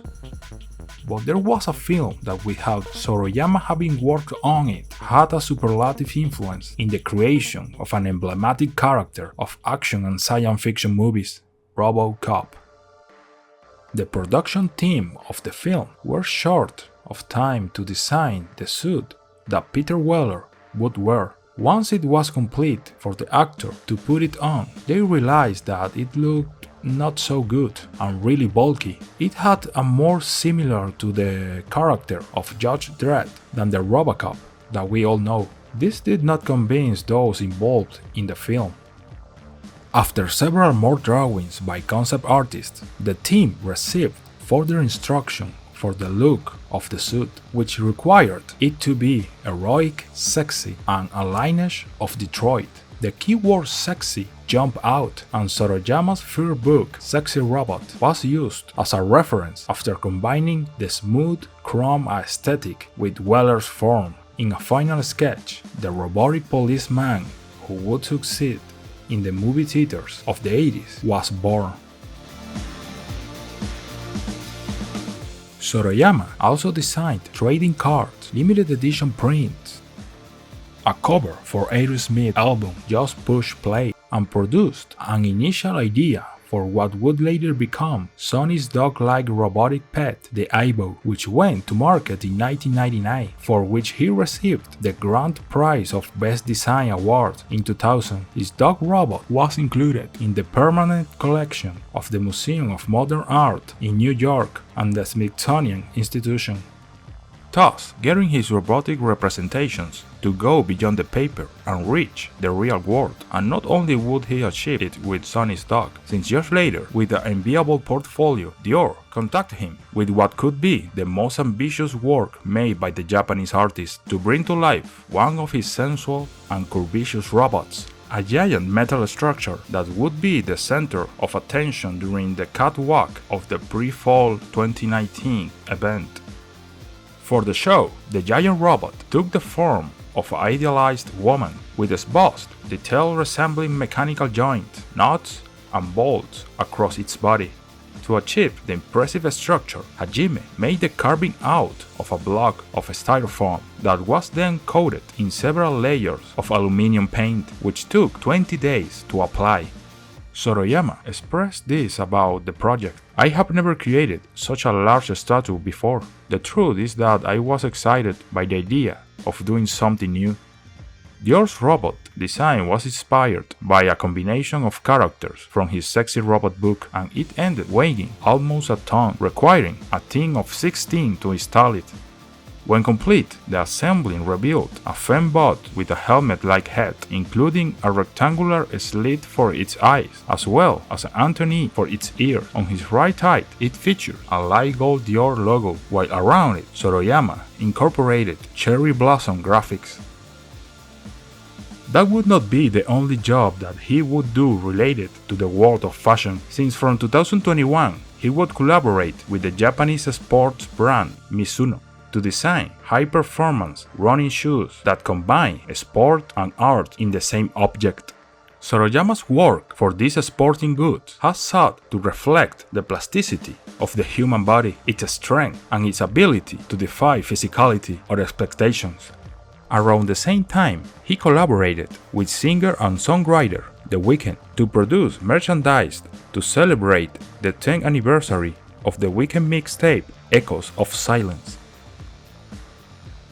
Hajime Soroyama has proven to be one of the foremost exponents of airbrush technique. His hyper-realistic depictions of these metal goddesses firmly establishing his reputation, to which he has said, "In pursuit of hyper-realism, I use the airbrush in a way that naturally depicts minute details of human skin, lips, eyeballs, hair, even individual body hair, or the feel of leather or silk clothes, the metallicity of the robot, the reflection of light."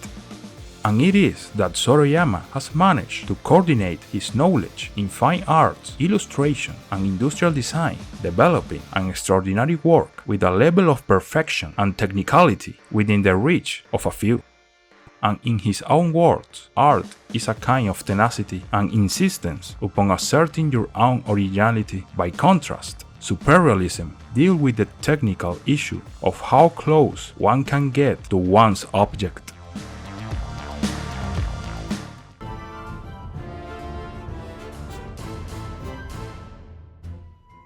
Nelson Alexander Ross was born in Portland and raised in Lubbock, Texas. His first approach with art was at the age of 3. He took a paper and drew the content of a television commercial that he had seen moments before, at least according to his mother, who was a professional fashion designer and a commercial artist, well known for making book designs. So perhaps part of Ross' talent is inherited.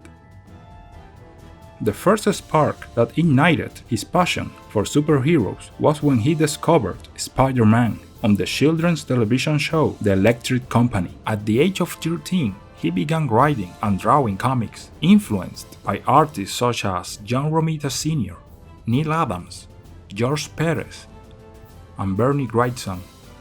At 16, he discovered the realistic illustration of Andrew Loomis and Norman Rockwell, thus giving birth to the idea of applying that style in the world of comics.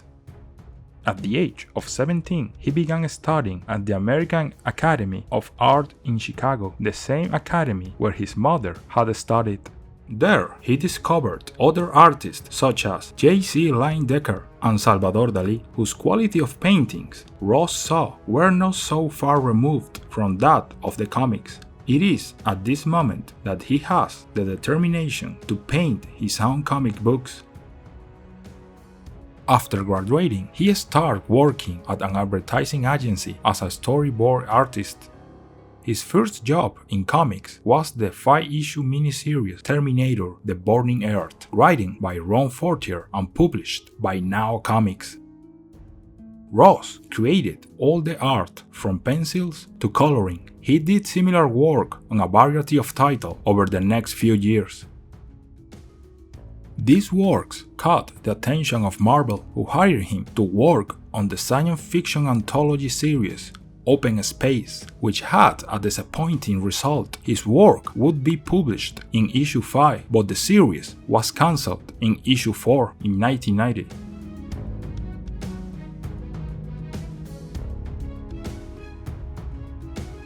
But his first published work, painting superheroes, would not be long in coming. Actually, it would come flying in a red cape and a blue suit. In 1993, he illustrated the cover for a Superman novel, Superman, Doomsday and Beyond. Around the same time, he met writer Kurt Busiek, and the two began submitting proposals for series that would contain Ross art within. Marvel was interested in one of those proposals and agreed to produce a project that would later be called Marvels. The series would tell much of the history of Marvel Universe from the perspective of an ordinary person. The limited series was released in 1994 and amply showcased the extraordinary technical quality of Alex Ross. A couple of years later, the duo Busiek and Ross, along with cartoonist Brent Anderson, created Astro City, first published by Image Comics in 1995 and later by Wild Storm Comics. The series features an original world of superheroes and continues the Marvel's theme, exploring how ordinary people and superheroes react to a world where the fantastic is commonplace. Ross paints the covers and helps establish the costume and overall look for the series. The following year, Ross began working with the writer Mark Waid at DC Comics on one of his best known and most prized series, Kingdom Come. This story presents a possible future for the DC universe, in which Superman and several other classic superheroes return from his retirement to tame a generation of brutal anti-heroes. The world featured Ross' redesigned version of many DC characters, as well as a new generation of them. He co-created the original character, Magog, basing his appearance and costume on Cable and Shatterstar, two characters created by Rob Liefeld. Both Waid and Ross showed in this work a wide knowledge of the classic heroes of DC, creating a deep and mature story with Ross art that provides a credible immersive setting to the world they had built. Following Kingdom Come came other notable works such as Uncle Sam, covers for Superman Forever, and Batman No Man's Land. plus tabloid-sized annual issues celebrating the 60th anniversary of DC Comics, Superman, Batman, Shazam, and Wonder Woman, as well as 2 specials with Justice League, Secret Origins, and Liberty and Justice. Working with writer Jim Krueger in the early 2000s, Ross plot and designed characters for a trilogy of Marvel Limited Series Earth X, Universe X, and Paradise X, which combined dozens of Marvel characters from various time periods. In 2001, he did work on special comics benefiting the families of those killed in the September 11, 2001 attacks, including his portraits of paramedics, police officers, and firefighters. With such outstanding works, his talent would also be required in other areas outside of comic books. Among many of these works are the design of the promotional poster for the 2002 Academy Awards. The same year, he was one of the 4 artists to depict Spider-Man on one of the covers of the April 27, 2002 issue of TV Guide as a promotional tie-in for the Spider-Man movie.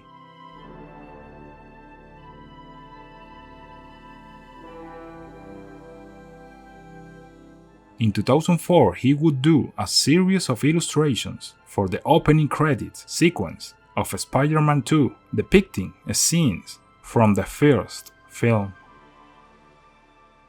He also illustrated the cover art on the Anthrax albums We've Come For You All, Music of Mass Destruction, Worship Music, and For All Kings. In 2005, he designed the illustrated DVD covers for ADB Films' release of Gatchaman.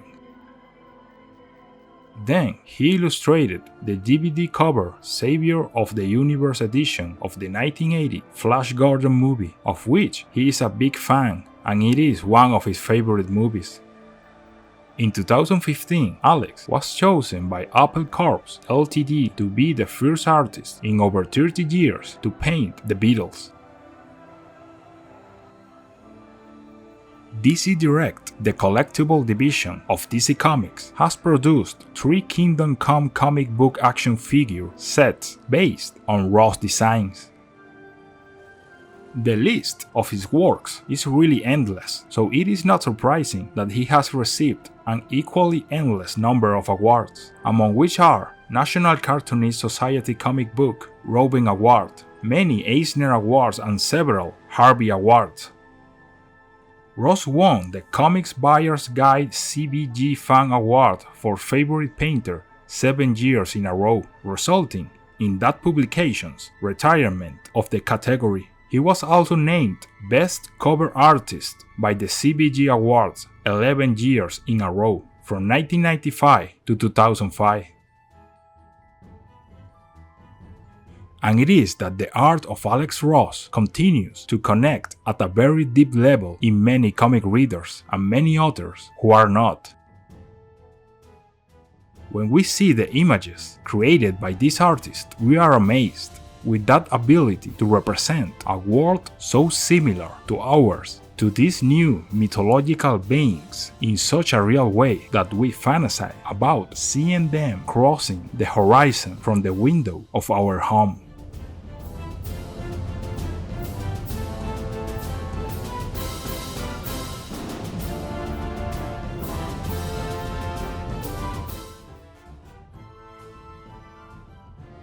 Julie Bell was born in the small industrial town of Beaumont, Texas in 1958, the daughter of an architect and an artistically gifted mother. She was encouraged in her artistic development as a child. However, at the age of 12, life changed significantly when her parents divorced and Julie moved to Atlanta with her mother and sisters.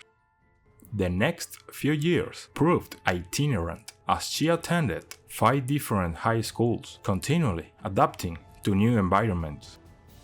Moving regularly and changing schools would be a circumstance that would be repeated throughout his life and would mark a large part of her art. Despite these challenges, Julie was introduced to drawing classes during these years and after graduating attended DeKalb County Community College in Atlanta, where drawing became the focus of his studies. Her idols in the world of painting were Leonardo da Vinci, Alphonse Mucha, and N.C. Wyatt.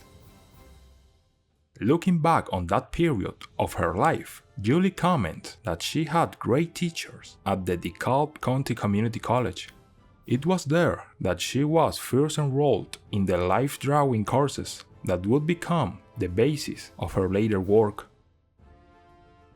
She was back to Beaumont, where her father lived and where she enrolled in Lamar University, studying with wildlife artist and professor of painting Jerry Newman. According to Julie, Newman's courses were her first serious life drawing study. In 1978, Julie married a scientist and writer, Donald E. Palumbo. Shortly after their marriage, they moved to Michigan. She maintained her study of art under the direction of the sculptor Wolf Nissen, who emphasized the importance of the psychological aspects of art. The years there were also marked by the birth of Julie's son, Anthony and David. Julie developed a particular interest in children's books and was asked to provide illustrations for 2 publications while she lived in Michigan. Although both books had only local distribution, but it was another step towards a successful professional artistic career. The family moved this time to Ohio in 1983. Julie registered for drawing classes, this time at Lorain County Community College in Elyria near Cleveland. In addition to art courses, she turned her attention to bodybuilding and powerlifting during these years, eventually achieving a national ranking as a competitive female bodybuilder. 4 years later, the family moved again. Chambersburg, Pennsylvania was the destiny, and Julie enrolled in art classes at Shippensburg University, where her husband was then teaching. By this time, their marriage was not going well. Divorce followed, and Julie began an entirely new phase of life, raising her sons and to compete in national contests as bodybuilder. When one of the competition promoters suggested that she may be interested in modeling for an artist named Boris Vallejo, Julie agreed.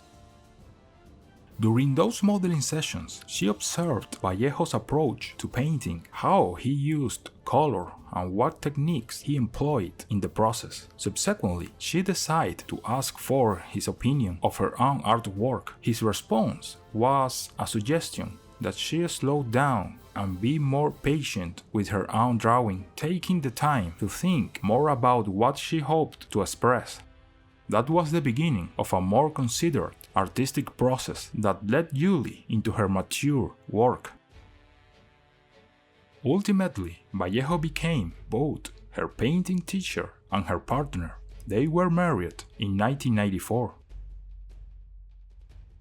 As she began to take herself more seriously as an artist, Julie started photographing her own models for her paintings. In the late 80s, one of her models was posing for an album cover and asked Julie if she would also create a painting from the photo. Although the painting was not chosen for the album cover, after all, it did catch the attention of the British publisher Hubert Shaftma of Paper Tiger Books, who particularly admired the way that she had utilized shiny chrome textures to paint a living creature. The image became the cover for an issue of Heavy Metal in 1990, and she created a portfolio of 20 fantasy paintings with metal flesh as a theme. The 90s would be the decade where Julie developed extraordinary works of art and would achieve great success. One of those great works would be from the hand of Marvel Comics. She was one of Marvel's regular illustrators, becoming the first woman to paint the covers for Conan. In addition, she illustrated many of the trading cards from that period, including those for the Silver Surfer and Iron Man. It was a reliable income and useful experience in working for a large corporation what led her to illustrate covers for video games such as Axe Battler, a legend of Golden Axe that would depict the semi-barbaric world that the game took place in. Demon's Crest. This characterization for Capcom would showcase Julie's talents for gothic fantasy. Turrican, a great example of the metal flesh technique that helped make Julie famous. Julie Bell and Vallejo also collaborated on projects for major advertising campaigns beginning in the late 90s, include Ford Motor Company, Nike, Toyota, and Old Spice. Julie's paintings may also be seen of two of Mid-Love albums. As the millennium approached, she was working on a series of book covers for the author Jane Linsgold. After the success of the first book, Through Wolf Eyes, Julie visited the Lakota Wolf Preserve in New Jersey to photograph the animals directly. She was fascinated not only with the overwhelming experience of being personally close to the wolf, but also with how the animals interacted with each other. Since then, she has been painting scenes of animals and humans interacting. Wildlife and Western has become increasingly important in Julie Bell's works. Images of horses, bison, and of course wolves, often depicted in a Western landscape. Likewise, more exotic species such as lions, zebras, and flamingos have also become the subject of her paintings and drawings. As she expanded the role of wildlife paintings in her work, she realized that there was room for more personal artwork as well as her commercial production. The life of this artist is marked by constant change of city, schools, friends, partners, teachers, and life circumstances in general. But each of these changes brought her experience that helped to exploit her talent and build a style which isn't just the metallic flesh of Amazons and warriors with shiny skin and steel. It is an elegant and sensual image of color and structure, the fluidity of water, the emotionality of the images, and the hardness of steel. The artist's work exudes strength and beauty.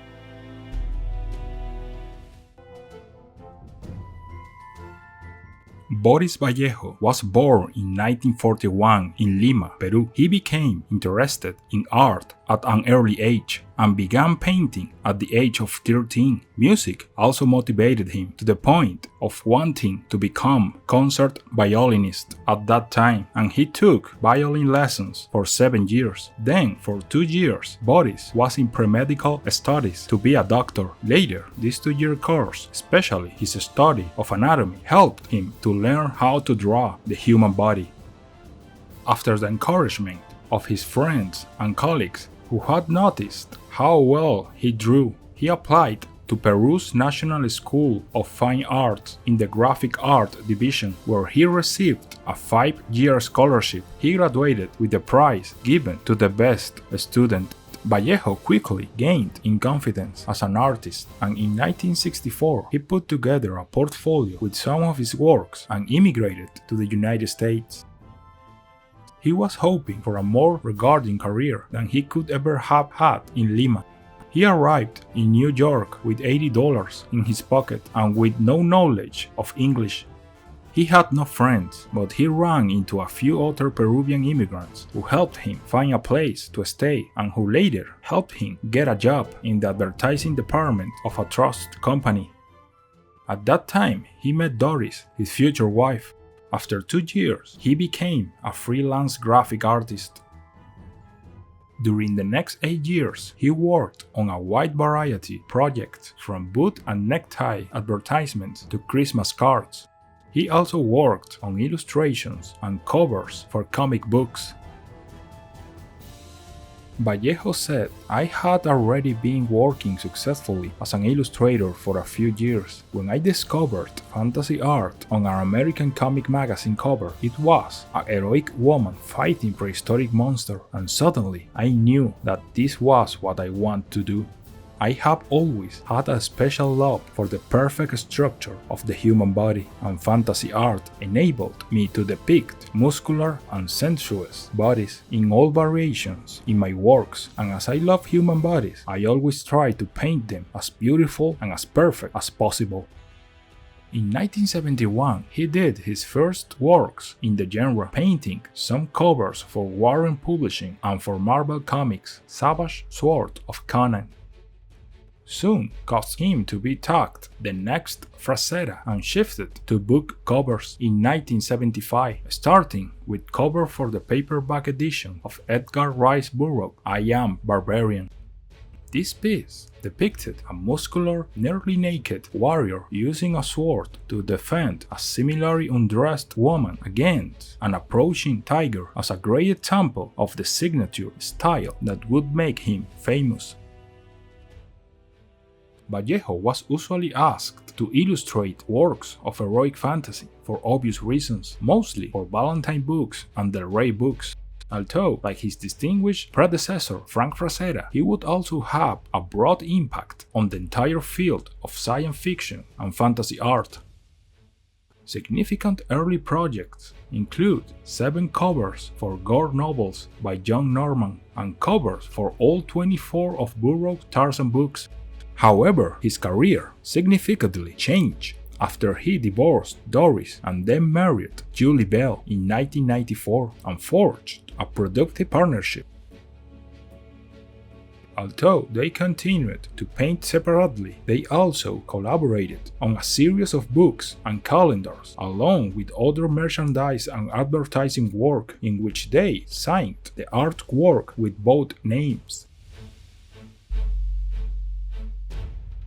Vallejo also has produced film posters for numerous fantasy and action movies, including Knight Riders, Q, and Barbarian Queen.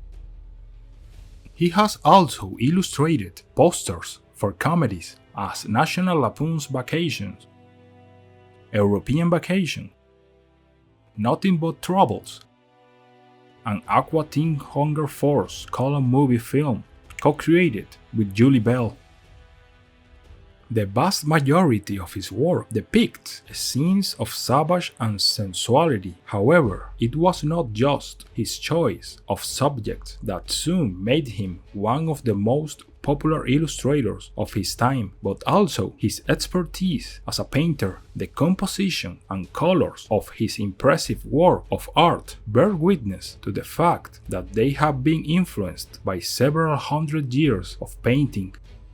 Vermeer, Rembrandt, Leonardo. During my early years, I used to study the works of such masters again and again. The painters I liked best were 2 Spanish ones, Murillo and Velázquez. Vallejo's preferred artistic medium is oil paint on board. Preparatory works are pencil or ink sketches. Subjects of his hyper-representational paintings are typically gods, monsters, and well-muscled male and female barbarians engaged in battle. Some of his male figures were modeled by Vallejo himself, and many of his female characters were modeled by his wife and artist, Julie Bell. His latest works still retain heavy fantasy elements, but lean more towards the erotic rather than pure fantasy themes. Since the end of the 70s, Boris Vallejo has designed more than 300 covers, including comic magazine, heavy metal, He also has published a lot of books representing his art: Titans, The Fantastic Art of Boris Vallejo, Fantasy Art Techniques, Dreams, The Art of Boris Vallejo, Sketchbook, Twin Visions, and others. Throughout his career, he has received various recognitions and awards, such as the British Fantasy Awards for Best Artist in 1979 for his painting Amazon, Princess, and Her Pet. Vallejo also won the 2011 Chelsea Award for Lifetime Artistic Achievement and the 2014 Chelsea Award for Best Product Illustration. Boris Vallejo is an icon of fantasy art. His contribution to this genre is enormous, with a tireless search for knowledge about the interpretation of the human body inspired by the great masters of art history. He has managed to create an extensive work with a style that will continue to inspire generations of artists and people who enjoy beautiful art.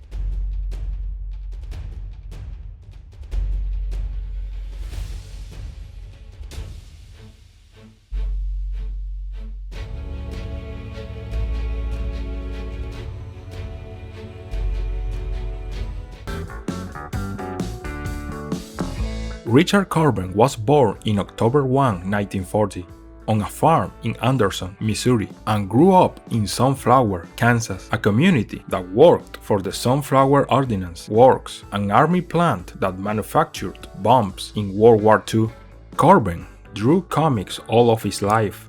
An early effort was a series of comics about the adventures of Trail, the family dog. Later, he created imitations of Tarzan and Brother of the Spear. He also showed a keen interest in animation by turning many pads of paper into animated flip books. He attended the Kansas City Art Institute, where he concentrated on basic drawing and painting, developing skills that would become vital in creating his chosen realistic style. At that time, his college offered no courses for animation, but by using his father's 8mm movie camera, Corben nevertheless produced a 5-minute animated film highlighting the labors of Heracles as his senior project. After graduation, Corben wanted to go to New York to launch a career in comics or animation, but he was shy and timid and put off such a drastic move after working in construction for his father for a while. He found a local job as an artist, animator, and cameraman in a Kansas City industrial film company during this time, despite his shyness, and found a girl to marry him. While working as a professional animator at Kansas City's Calvin Productions, he created one of his works that eventually became one of the most famous, Den. Corben created Den as a protagonist of a short film titled Neverwhere. The film is animated with framing sequences filmed in live action.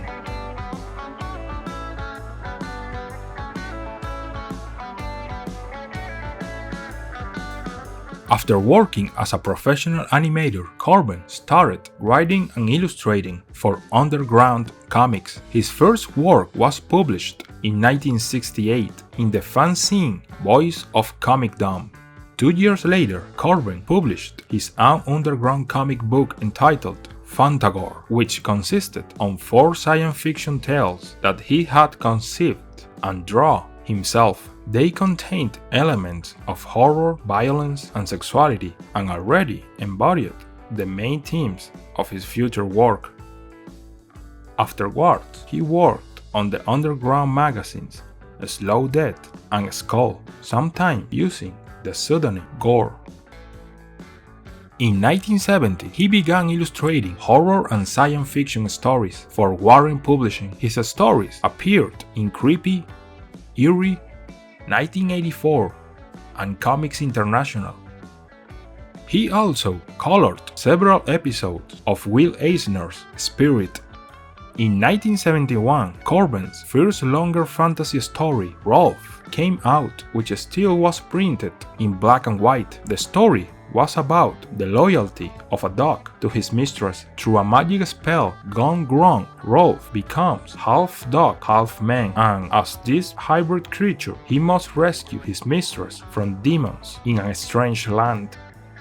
In 1975, a selection of his black and white underground comics stories was collected in hardcover as the Richard Corben Funny Book from Kansas City's Nickelodeon Press.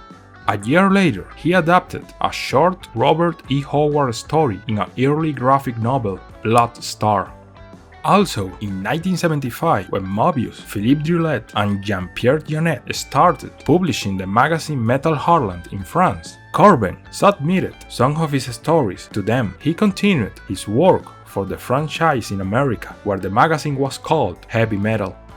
Among the stories drawn for Heavy Metal, he continued the saga of his most famous creation, Den, which had begun in the short film Neverwhere and a short story in the underground publication Green Wheat No. 2. The saga of Den is a fantasy series about the adventures of a young underweight nerd who travels to Neverwhere. The hero finds himself transformed into a muscular giant of a man in prehistoric universe of dragons, animal men, and beautiful savage women.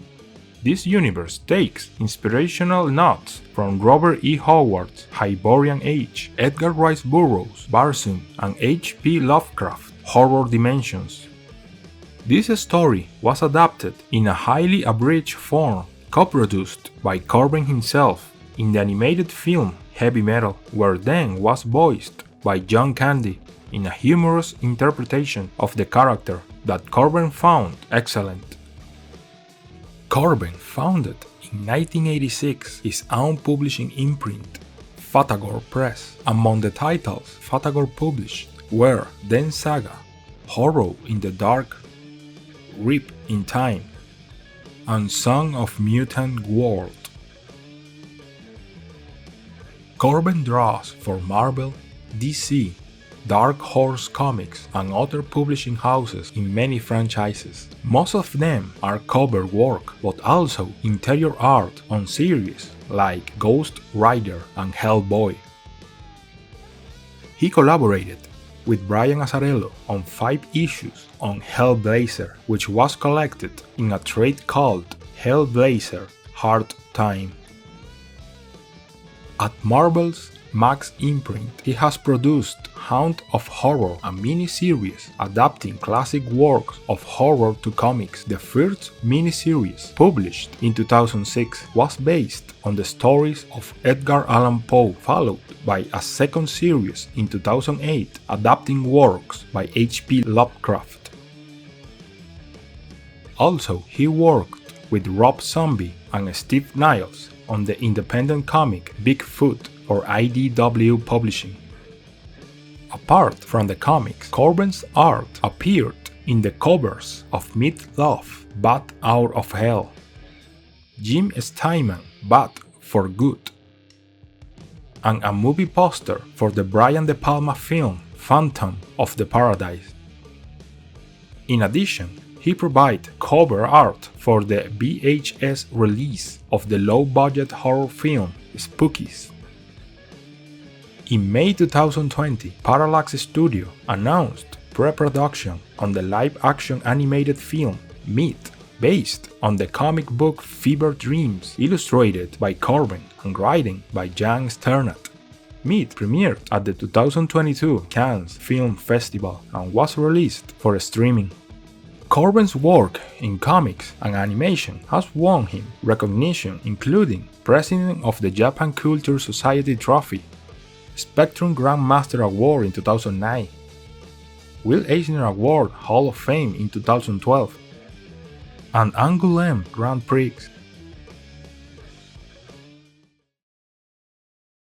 Richard Corben died on December 2, 2020.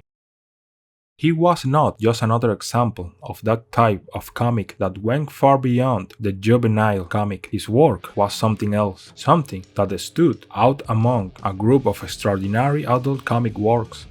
Richard Corben was much more than a master of comics. From his hands emerged some images that simply nobody was able to match. and that amazed a whole generation of readers who made the transition to adulthood throughout the 80s.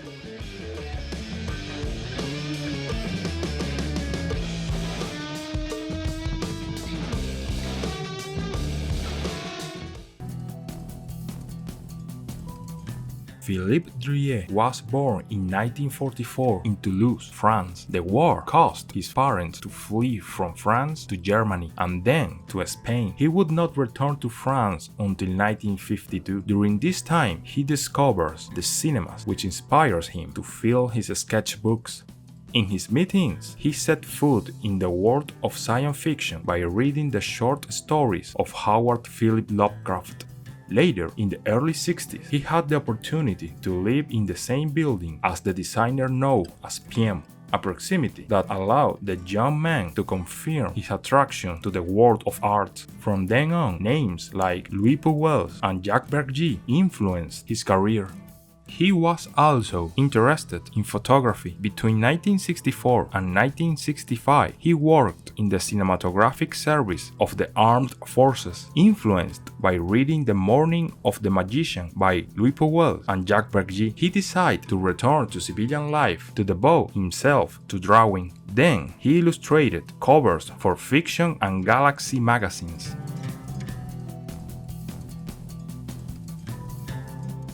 In 1966, he published his first science fiction comic, The Mystery of the Abyss, and revealed to readers the navigator Long Slung. The Slung saga marks a turning point in the world of comics. Druillet inaugurates a new idea in this art, and it will influence a whole generation of comic artists because the comic, according to him, is a table to admire and devour. In 1974, he was part of the founding of the publishing house Les Humanoids Associés, and in 1975 he founded the magazine Metal Heartland with Jean-Pierre Dionnet, Mœbius, and Bernard Farkas. In this magazine, he would continue to publish the story of Long Slung. This story is set 800 years after a catastrophic event called the Great Fear. The stories feature Long Slung, who is trapped by an entity called He Who Seeks. After his spaceship is destroyed, run into different dimensions, where he becomes a space rebel and rider with strange powers. He finds himself caught in the middle of an intergalactic conflict between space pirates, gigantic robots, dark gods, and entities from other dimensions. Druillet highlights the diversity of names, themes, and styles, and contributes to the evident success of the magazine. However, he set sail sometime later to tackle other equally exciting projects.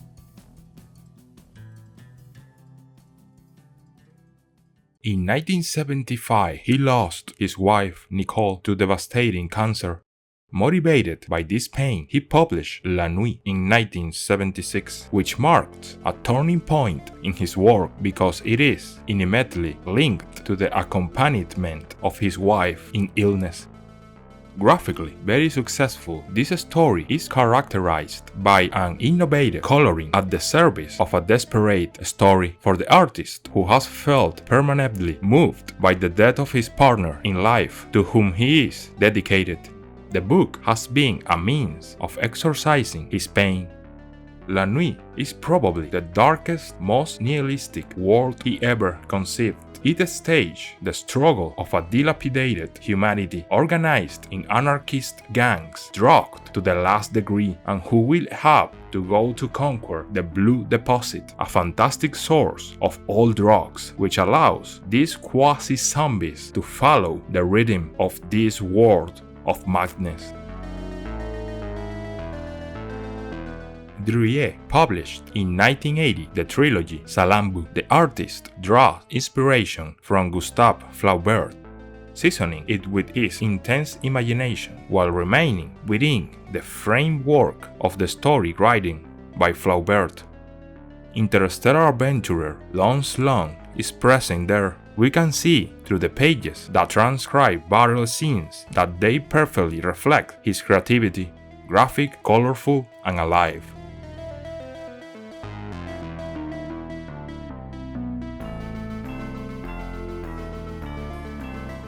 He also put his creativity on the small screen. In 1986, he designed the series Blue, the Child of the Earth, which had 13 episodes.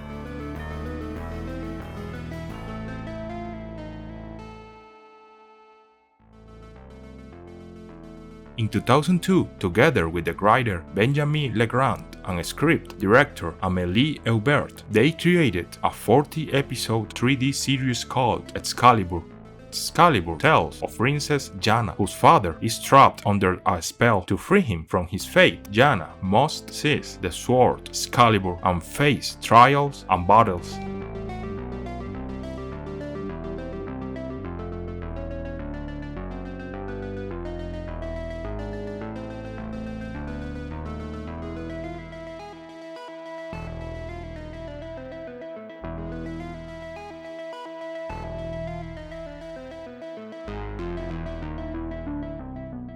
Druillet also focused on the design of objects such as leather, sculpture, furniture, among other things.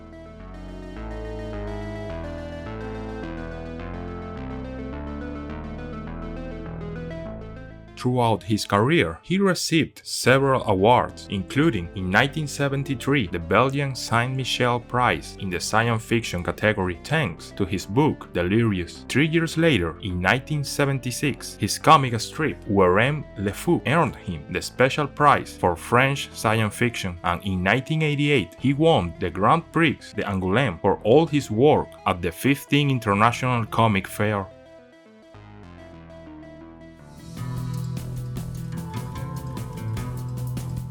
Philippe Druillet is undoubtedly one of the most influential French authors thanks to his detailed drawings where you can see skin with rashes, crumbling stones, rusty metal, and expressions of sadness and horror on the faces of his characters involved in their strange stories of science fiction. He is one of those artists who contributed to expanding the language of comics beyond imagination. With a style that is as recognizable as it is unique, his art shows a particular beauty that stands on decadence and the grotesque.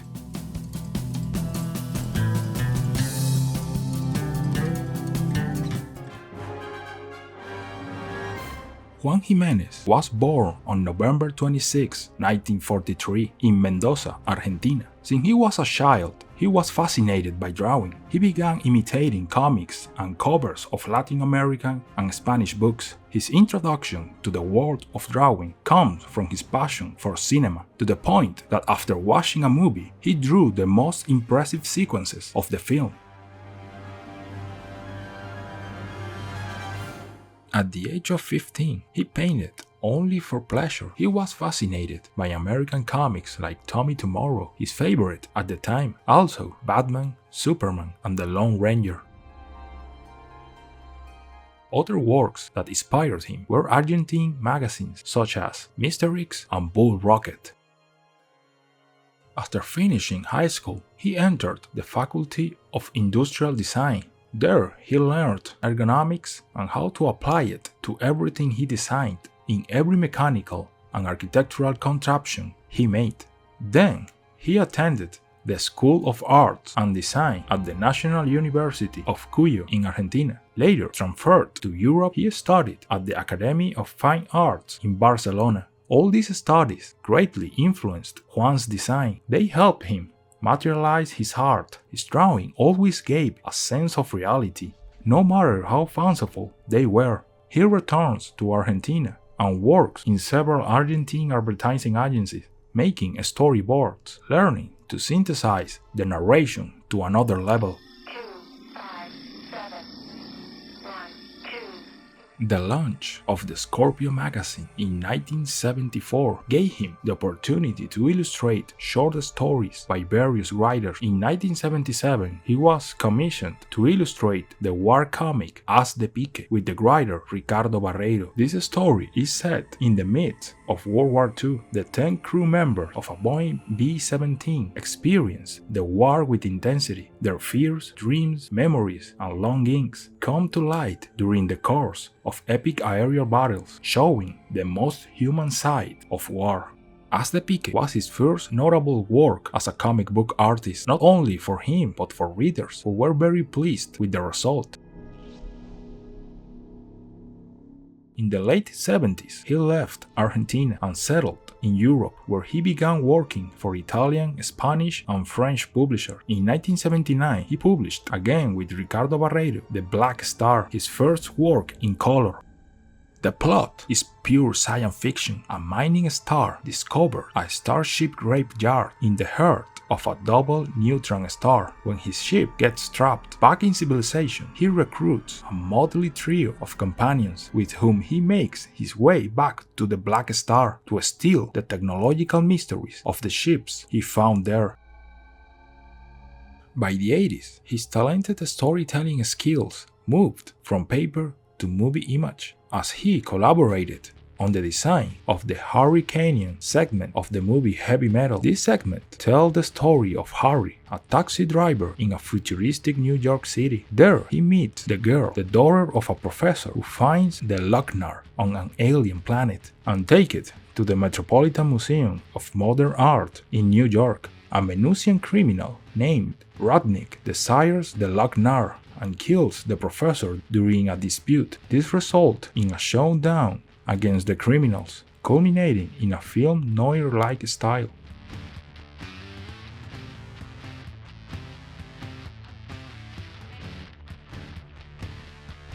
During that decade, he collaborated with several European magazines such as the Spanish 1984 and Comics International, the French Metal Harland, and the Italian Liternauta, experimenting with graphic and narrative innovations. Around this same time, he published works such as Trash, Question of Time, whose script he is also the author of. Later, The Fourth Power, Leo Roa, and Eternal Game.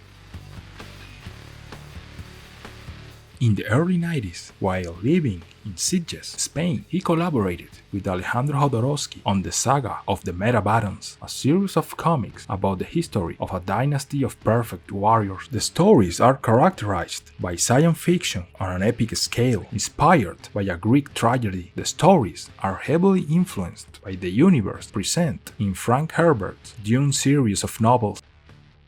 The series was originally published by Humanoid Associates in French, and the last volume was released in early 2008. This saga has been fully translated into English, Spanish, German, and Polish. The success of the Metabarons in the US market led to the appearance of a role-playing game. Juan Giménez won numerous international awards, including the Best Comic Artist Award at the Barcelona Comic and Illustration Fair in 1984 and the Yellow Kid awarded by the Lucca International Comic Fair in 1990. His works has been exhibited in different cities of the world.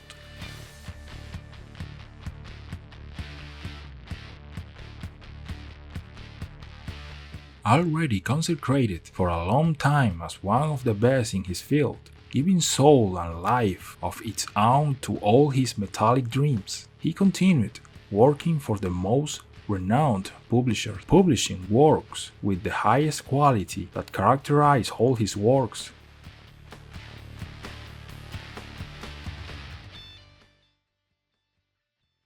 This would be until 2020, when unfortunately, due to complications related to the disease that would mark that year in history, Juan Giménez died in his native Argentina at the age of 76.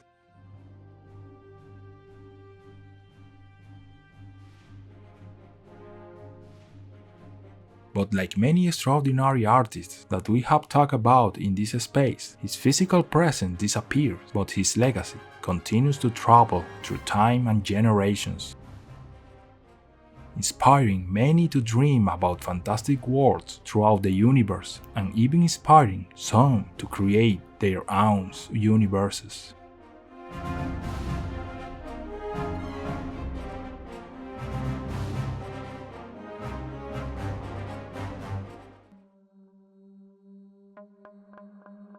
Carlos Huante was born in East LA in 1965, the third of 4 children. Carlos seemed destined for the arts as his father and mother came from creative fields. One conservative and predominantly musical, the other eccentric and intuitively creative in everything from drawing to music to costume making, with his father keeping Carlos' interest in the science and the real world. His mother enjoyed the fantastic, which include monster movies. Carlos' first grade class was given a course in Mexican mask making. This first experience with clay was all it took for Carlos to realize how much he liked it and how much other people enjoyed him doing it. His interest in music grew side by side with his interest in drawing and illustration. So at that time, he was not sure what artistic activity to focus on until he had to decide between going to a tech private high school to study architecture or to a public school where he could study whatever he pleased. He chose the first option, but as the school would have the final say as to which profession would best suit him, they decided to make Carlos a printer. After only 1 year, he decided that this school was not for him.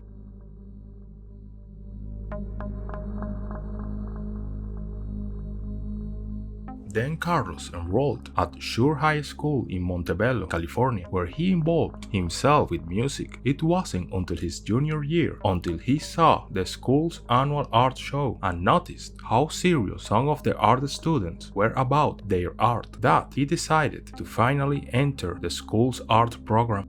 He received trophies and honorable mentions during his 2 years in the program. He graduated from high school in 1983. Carlos attended East Los Angeles College for a year while taking night classes in life drawing at Art Center College of Design in Pasadena. He met Mike Spooner, a successful illustrator who worked at Filmation. It was there, thanks to Mike, that Carlos started his career. Like most young artists, he started off as a runner, running lots of errands. A year later, he was working as an artist in the layout department. He discovered there was a department devoted exclusively to designing characters called the Models Department.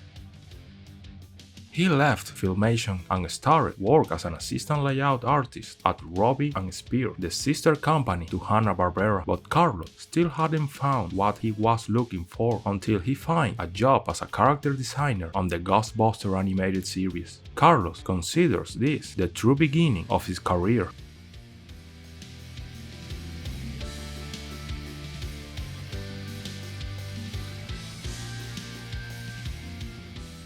After 2 years in the animation industry, Carlos realized that being an artist required more than just good drawing skill. The politics of the job were almost more than he could handle, and after the Ghostbusters job ended, he stopped pursuing art jobs and nearly quit the industry. Carlos held odd jobs off and on, but never stopped drawing. 2 years into what would become 3 years hiatus, but that uncertain period professionally gave him joy in his sentimental life because Carlos met the one who would be his wife. This change in his life motivated him to change the situation regarding the animation and film industry. In 1992, thanks to his friends Milo Tevez, who helped him get a job at Shadow Bros, where he would stand out for his characteristic and innovative style.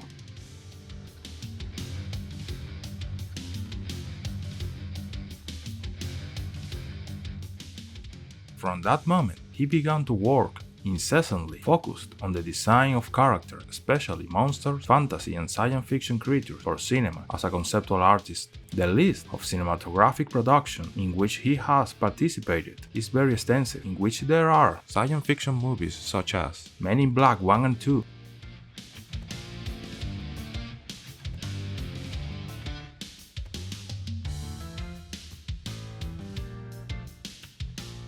X-Men,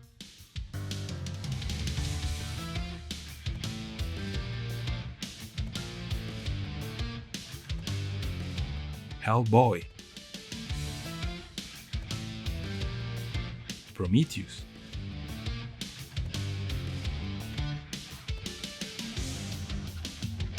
Alien Covenant,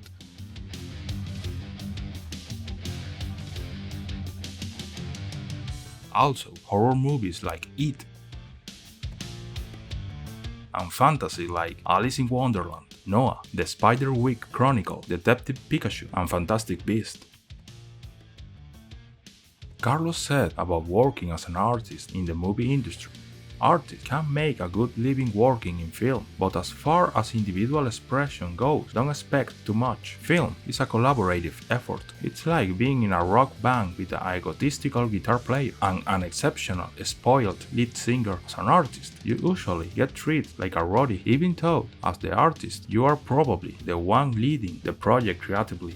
You may think that this is a jaded view of the industry, but unfortunately, it's just the plain truth. It's what we do after knowing these things that make us either a cynical, miserable husk of a person or a strong, self-inspired creator who is resilient under pressure and can continue to produce new, fresh ideas as well as inspiring others. His incredible creative ability has opened doors to work with the greatest in the film industry, renowned makeup and visual effects artists such as Rick Baker and Rob Bottin, and directors such as Steven Spielberg, Ron Howard, and Guillermo del Toro have counted on his creatures and monsters. And it is that his monster designs are usually the works that most captivate the attention of the audience. Many people throughout his career have asked him why he has chosen such a dark subject as his creative interest, to which he has replied as follows. In high school, I remember my art teacher, before she realized she had no chance of swaying my interests, suggested to me that I should explore more pleasant subject matter, flower and such. My response is that I don't see aliens and monsters as dark subject matter, but as the contrary. Life is full of good and bad. Some of the scariest things I ever seen or heard of are people's action toward one another. The artwork I do is fantastic, it's science fiction. It's not real, it's imaginary, so please don't take it so seriously. Although some of my pieces are metaphorical depictions of real life, artwork of this nature should not be judged as dark, good, or bad. His creations are not only born from his natural talent and his feverish creativity, reading and studying human and animal anatomy, as well as the careful observation of the small details of the different bodies, had been fundamental for the development of his exceptional skills.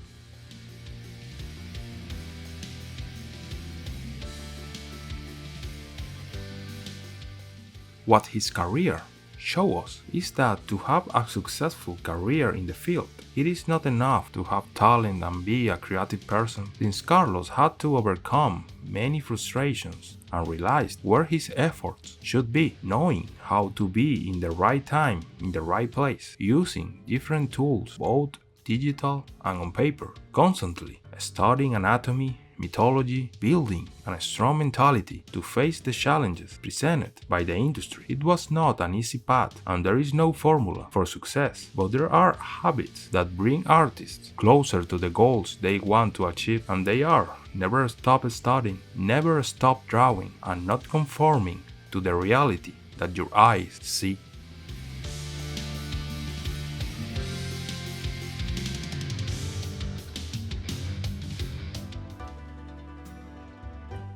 Milo Manara was born in Luzon, Italy on September 12, 1945. His parents were workers, so Milo and his brothers started doing small jobs in their childhood. At the age of 12, Milo made decorative panels on commission. With a clear inclination to the artistic, he would study at a private art school in which he graduated some time later. He moved to Verona, where he started working as an assistant to the famous Spanish sculptor Miguel Ortiz Berrocal, and at the same time he applied for the Faculty of Architecture in Venice.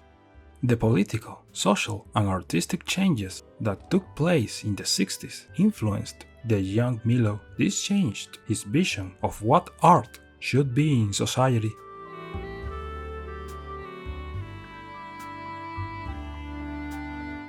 Thanks to Berrocal's French wife, who brings the latest published comics from Paris, such as Barbarella or The Adventure of Jodelle and Pravda, Manara can see firsthand comics that as a child did not interest him too much. What fascinated him most was the mass production of this medium, more similar to the production of a book than a painting as a single object. And also, he was interested in the low prices of comics that allow many people to buy them. Manara saw in the comic an opportunity to develop his art more closely and honestly with his economic reality, since he was far from the elitism of fine arts. That is when he decided to experiment with a new language, passing from painting to embracing popular culture. In the late 60s, a couple of friends introduced him to the publisher Furio Biano, who launched Manara as an author of erotic cop stories belonging to the Genius series.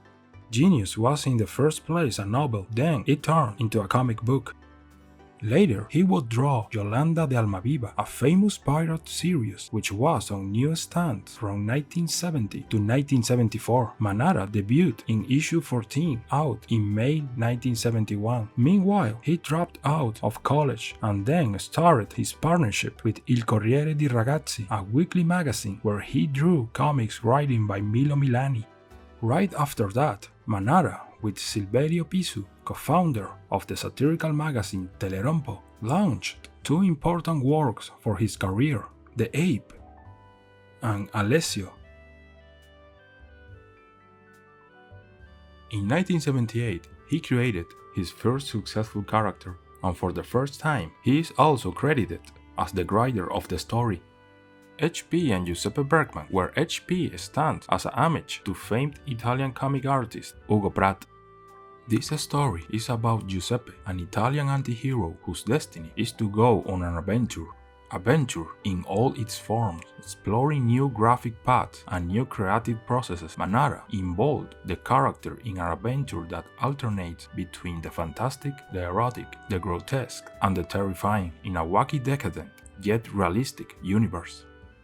Giuseppe is guided by a master of adventure. This master is HP, and he is, in a way, the common thread of the story. He is the director who unfolds the succession of obstacles in front of Giuseppe to allow him to become the hero of his own adventure. Manara's drawing in this work is strongly influenced by the Mœbius creations. In the 80s, he created for Playman magazine, Click, a series of erotic Italian comics that gave him an unexpected worldwide success. From now on, Manara's career fully focuses on erotic productions. In 1987, he established a friendship with Federico Fellini. The director of La Dolce Vita was one of the creators who has influenced him the most. Both shared his love of comics, his passion for women, and a certain way of seeing life. For the Italian filmmaker, he made the poster for Interview and The Voice of the Moon, and was in charge of translating two scripts that Fellini did not make into a film into comics, Viaggio a Tulum and Le Voyage de G. Masdorna. Also, from that period, he drew two key stories for his career and for Italian adventure comics, Indian Summer and years later, El Gaucho. Indian Summer is set in New Canaan, recreates the colonial period with detailed historical references, and tells about the difficult coexistence between the inhabitants of a village founded by English colonists and the Indian native tribe of Esquando. El Gaucho is set in Argentina in the early 1800s, while the English Navy tries to conquer Buenos Aires from the Spanish. Within this scenario, the story of the English drummer Tom Brown will be crisscrossed with the beautiful Irish fishmonger Molly Malone. Both stories are based on the scripts by Ugo Pratt. In the early 90s, he drew the panels for Enzo Biaggi's Cristoforo Colombo, followed by three classic stories turned into comics: Gulliveriana, Manara's Kama Sutra, and The Golden Ass. Later, the doors of the United States will open for the Italian artist thanks to a collaboration with DC Comics. Manara illustrated The Story of Desire, which appeared in the book Sandman: Endless Night by Neil Gaiman. A few years later, he penciled an X-Men project written by Chris Claremont for Marvel Comics, X-Men and X-Women. Then he made variant covers for Marvel comic books, which feature the most important female heroes of the Marvel Universe, from Black Widow to Gamora, and the controversial cover of Spider-Woman. In 2004, he worked on Borgia, a 4-part saga about the powerful and turbulent house, based on writings by Alejandro Jodorowsky. In the last decade, he has continued to publish works of great quality, including one of his most successful works, Caravaggio, The Palette and the Sword, and Caravaggio, The Grace. After having demonstrated his talent in countless comic pages, his drawing and illustration would go on to be exhibited in museums and galleries around the world, making that low-price artistic expression into fine art pieces. After several international awards and achievements, la Accademia di Belle Arti in Macerata awarded him with the honoris causa degree. Milo Manara has sometimes been pointed out for the sexual nature of his art by some who do not see beyond the nudity and the suggestive poses. This master of comics has found in eroticism a way to tell all kinds of stories with beautiful drawings with different subtexts, and as himself affirmed, I am not saying that eroticism is important, but it does occupy 60% of our life.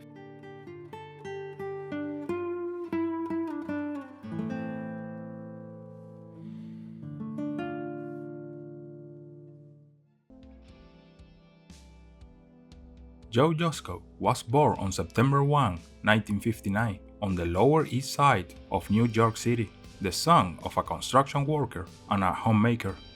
His first artistic inspiration was the drawings of his older brother, Danny. Later, he would discover the works of John Buscema, which would leave a mark on his mind, and since then, he knew what direction his life would take. He started drawing constantly, trying to emulate the artist he admired. In high school, his 8th grade teacher urged him to take the entry exam for art and design in the only vocational high school in the country with a curriculum geared toward a career in commercial art. Formerly known as the School of Industrial Arts, it boasts outstanding alumni such as Neil Adams, Dick Giordano, Joseph Rubinstein, Mark Teixeira, Jimmy Palmiotti, and many others. In this school, he learned the necessary fundamentals that gave him a modicum of professionalism to his work. Joe graduated with the DC Comics Excellence in Cartooning Award, so he decided to forego attending college and directly explore the professional field. This decision later cost him mixed feelings. According to him, a few more years of formal education would have avoided some of the headaches he had at the beginning of his career. A chance meeting in a New York comic book store with artist Howard Chaykin, a well-known comic book artist who had already worked with major publishers, led to a 5-month apprenticeship, during which time Joe sold his first cover to the famous heavy metal magazine.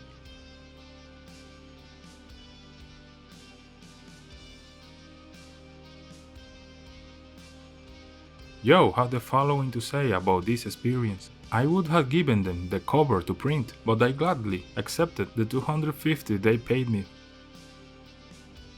After many published works in heavy metal, Joe contacted Rick Marshall, who was the magazine editor at Marvel Comics. He gave him the opportunity to do the cover for Star-Lord, and according to Joe Jusko himself, it is one of his worst works. He said about it, "Honestly, I got lucky in that I broke in at a time when there weren't a lot of guys doing painted work in comics. If I tried to break in today with the same amount of accomplishment I showed then, I wouldn't get any work." Even though Joe didn't like his cover, Marvel thought it was good enough not only to call him back, but from that moment on, he started a career at Marvel that has spanned decades. Joe has painted every major character Marvel has ever created, as well as a long stint as one of the main cover artists for the Savage Sword of Conan.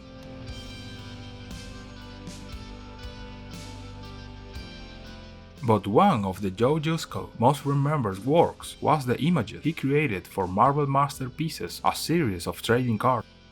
The first set, which came out in 1992, consisted entirely of portraits painted by him, depicting characters and events from Marvel Comics.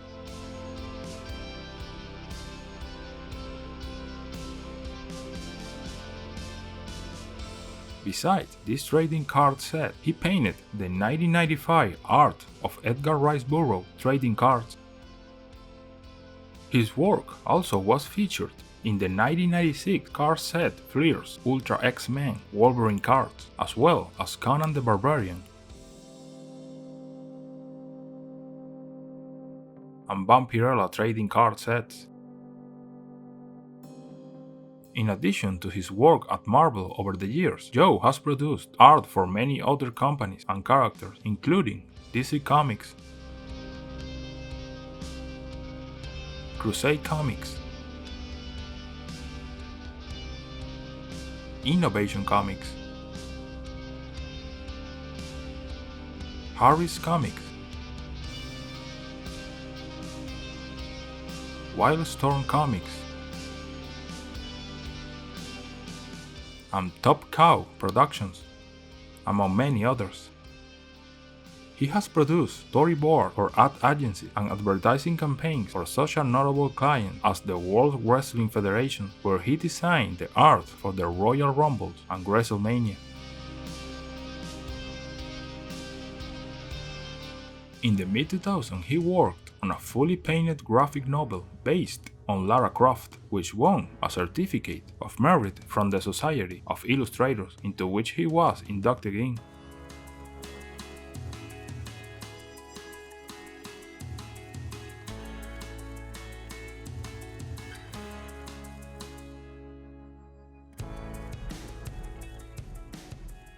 In April 2022, Jusko was reported among the more than 3 dozen comics creators who contributed to Operation USA's benefit anthology book, Comics for Ukraine Sunflower Seeds, a project whose profit would be donated to relief efforts for Ukrainian refugees resulting from the 2022 Russian invasion of Ukraine.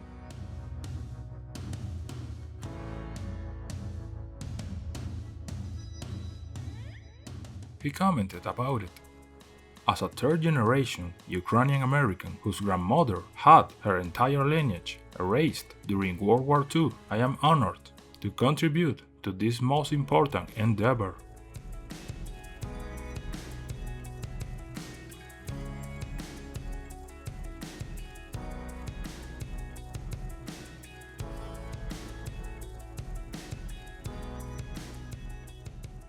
Of course, with such an amount of high-quality work, he was awarded several times, including 2 Favorite Painter Wizard Fan Awards, multiple Trading Cards Awards, and Golden Lion Award for the Burroughs Bibliophile Prize that was also awarded to Frank Frazetta and Boris Vallejo. It is no coincidence that his name appears alongside great names in illustration. Joe Jusko's style is worthy heir to outstanding artists in his field who preceded him. His hyper-realistic style has brought to life iconic characters in popular culture and has led to fantasy worlds to the public that has enjoyed his talent.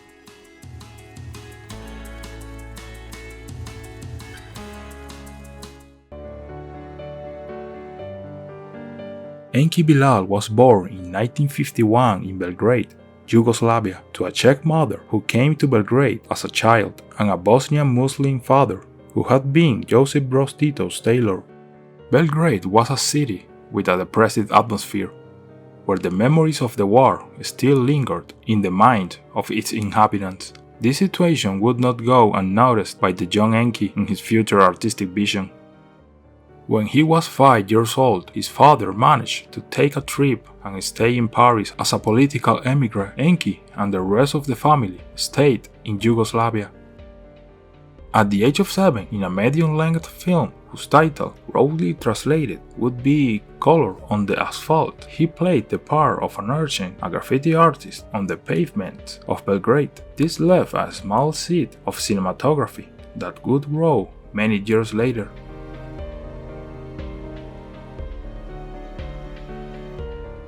In 1960, he moved with his family to Paris to be reunited with his father. They settled on the outskirts of the big city, far from the lights and luxuries. He lived surrounded by an aggressive urban environment, with noise from cars and public transportation, street lights at night, people constantly coming and going on the streets.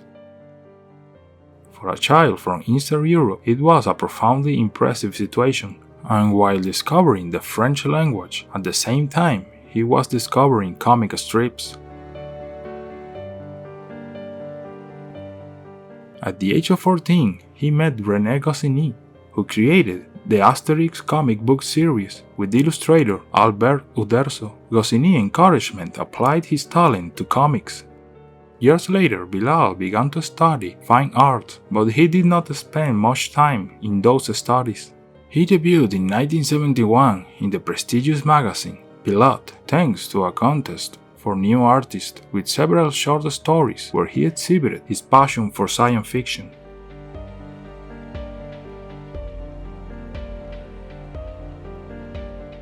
In 1975, Bilal began working with the screenwriter Pierre Christine on a series of dark and surreal stories, which resulted in the work entitled Legends of Today.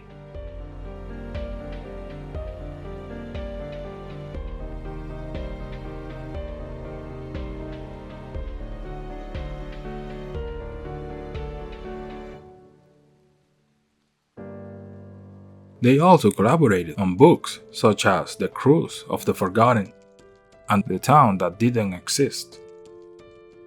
Bilal's fascination with the fantastic and Christine's desire for certain political realism resulted in stories set in a terrible bored France with ordinary people into which they introduced extraordinary events.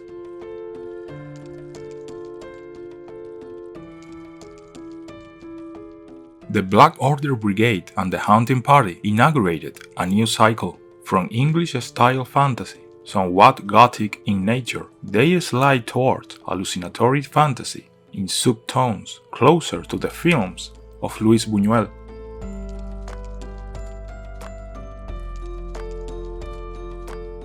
In 1983, Bilal was asked by film director Alain Resnais to collaborate on a film he was directing, for which Bilal provided painted images.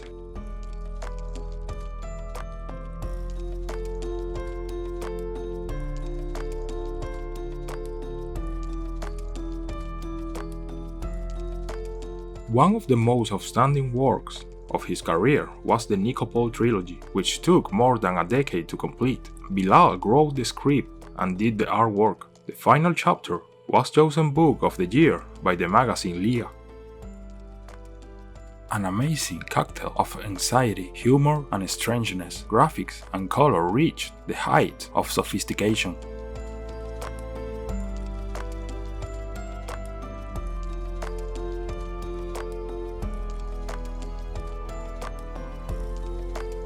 However, since that small role he played in that medium-length film in his native country, Enki Bilal dreamed of making movies. Thus, at the end of the 80s, he directed the film The Bunker Palace Hotel, which was released in 1989. The sets were designed by Bilal himself. The story is about the fall of an imaginary dictatorship. The overthrown ruling classes take refuge in the Bunker Palace Hotel, built for this kind of contingency. A rebel spy infiltrates among them.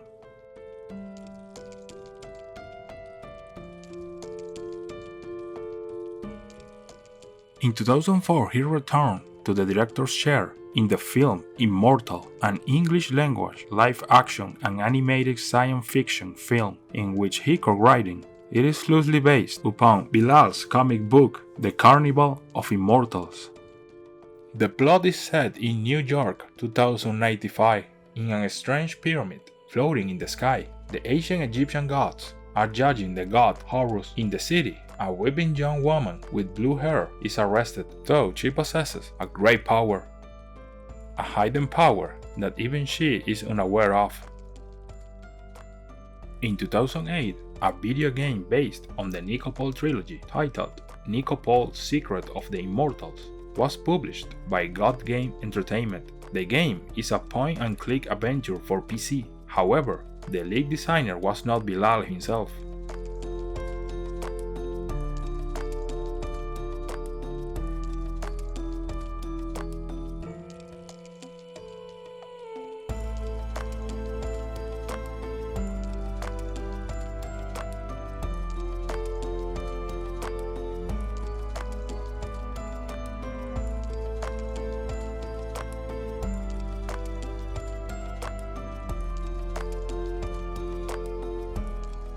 His extensive career, filled with great stories, characters, and awards, show us that whether on screen, paper, or in the dialogues coming out of the painted mouths of his tired heroes, Bilal is a true creator of worlds, a visionary as pessimistic as he is dreamy, and a wonderful painter of a chaotic and delirious future worlds.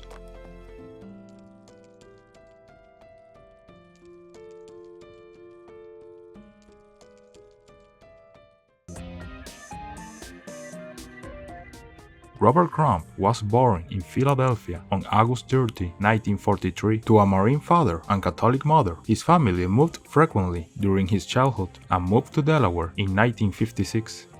Robert's mother often behaved erratically and was probably manic-depressive. Robert was a faithful Catholic until he was 16.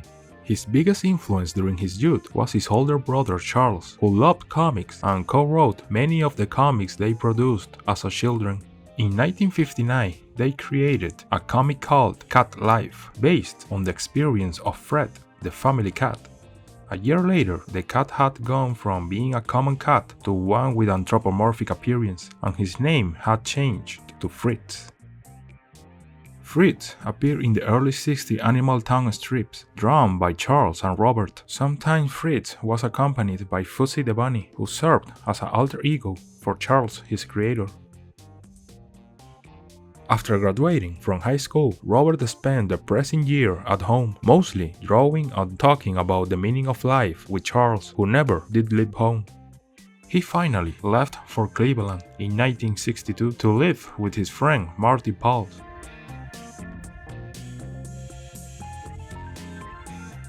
And soon found work with American Greeting Corporation as a color separator. He was promoted within a year to the High Brown department and drew hundreds of cards over the next several years. His job as a commercial illustrator would have an effect on his future work. My boss kept telling me my drawings were too grotesque. I was trained to draw cute little nude characters, which influenced my technique, and even now my work has this cuteness about it. In 1964, Crumb married Dana Morgan. They honeymooned in Europe for 6 months, while Crumb continued to mail in his illustrations for American Greetings. After a temporary breakup with Dana, Robert was traveling to New York, Chicago, and Detroit. He started taking LSD, something that changed his perspective on life. He stopped taking cartooning so seriously and made him see another side of himself. Crumb leaves Cleveland for San Francisco with 2 people he met at a bar who told him they were driving east. Dana followed him there.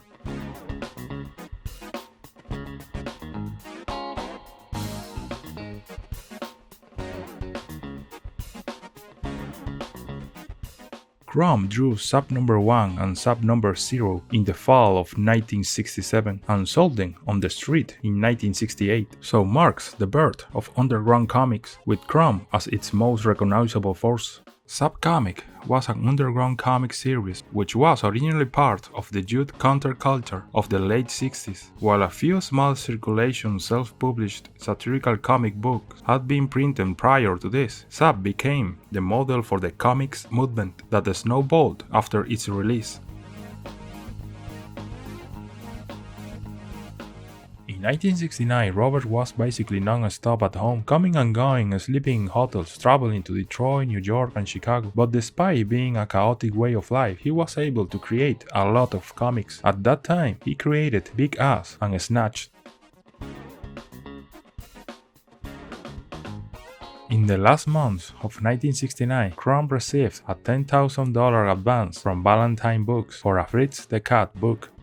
He used that money as a down payment on a plot of land north of San Francisco, in Potter Valley, where he, Dana, and their child moved. In the same year, Ralph Bakshi was browsing the East Side bookstore on St. Mark's Place. Bakshi came across a copy of Robert Crumb's Fritz the Cat. Impressed by Crumb's sharp satire, Bakshi purchased the book and suggested to his studio partner, Steve Krantz, that it would work as a film.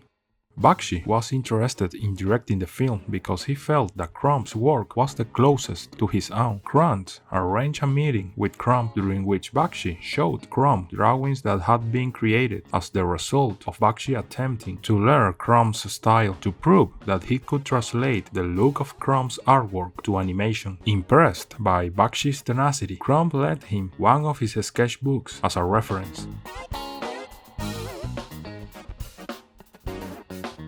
Fritz the Cat opened on April 12, 1972 in Hollywood and Washington, D.C. Although the film only had a limited release, it was a worldwide hit. With a $700,000 budget, it grossed $25 million in the United States and over $90 million worldwide, making it one of the most successful independent films of all time.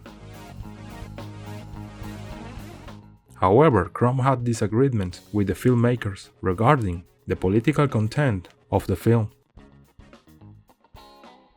In 1974, Crumb moved from Potter Valley and settled down in Madison, California with his new girlfriend, Aline Kaminsky. He drew a Mr. Natural strip which ran in the Village Voice for about a year. In 1981, Crumb produced and edited a new comic magazine called Weirdo, which included the work of other artists. While still contributing with Weirdo, he created the Hop series in the late 80s and early 90s. With increasing suburban sprawl, which the Crumbs were not at all comfortable with, they decided to leave. Robert exchanged some of his sketchbooks for their new house in the south of France. Crumb's friend Terry Zwickhoff filmed Robert and his family before they moved, and the resulting documentary Crumb achieved some success at the box office in America and some countries in Europe. Except for the occasional expedition to Paris or America, Crumb has nestled himself in the south of France. There he finished his long-term project illustrating the Book of Genesis. Genesis is a titanic 4-year job, meticulous and exhaustive in documentary terms, which assumes the double risk of transferring to cartoons a masterpiece of universal literature that is also a sacred text. The result is a fascinating read that enriches and amplifies the original, as well as definitive proof that Crumb is among the greatest comic artists of our time.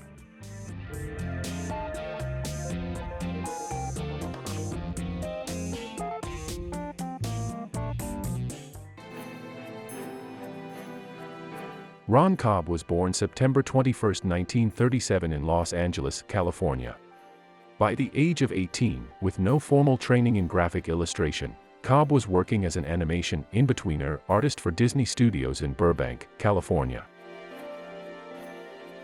He progressed to becoming a breakdown artist on the animation feature Sleeping Beauty. It was the last Disney film to have cels inked by hand.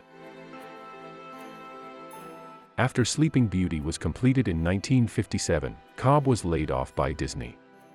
He spent the next 3 years in various jobs: mail carrier, assembler in a door factory, sign painter's assistant, until he was drafted into the U.S. Army in 1960.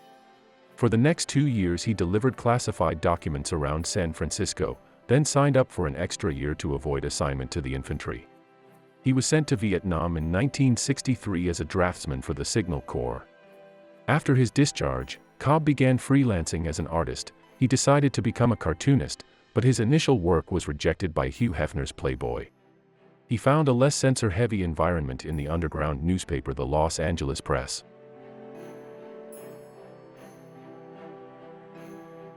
Cobb's cartoons were notable for their thought-provoking and wry criticism of the Lyndon B. Johnson and Richard Nixon administration, pollution, racism, militarism, poverty, consumerism, religion, nuclear energy, the Watergate affair, and the Vietnam War. Their anti-establishment attitude perfectly encapsulated the spirit of the times and were therefore featured in various sister publications of the Los Angeles Press and many other magazines all across the globe. Cobb also illustrated covers for the magazine Famous Monsters of Filmland.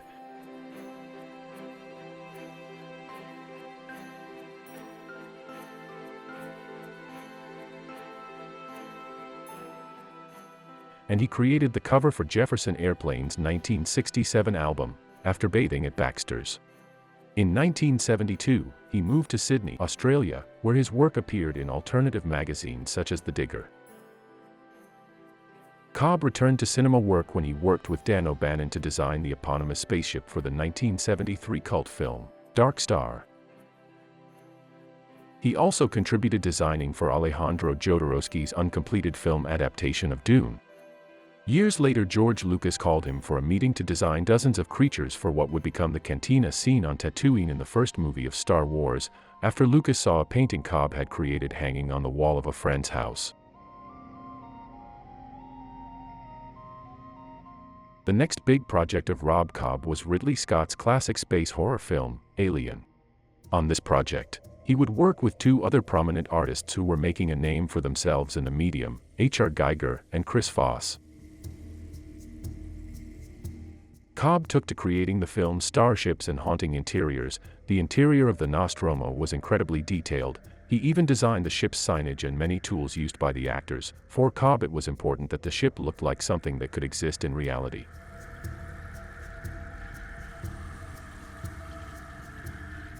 Although Giger's designs are the ones that have remained in the public's mind, but without the Nostromo, the Alien movie would have lacked a fundamental piece to complete a great film production. With his name already established in Hollywood, big projects would start coming in steadily. One of them was Conan the Barbarian, the first feature for which he received the credit of production designer.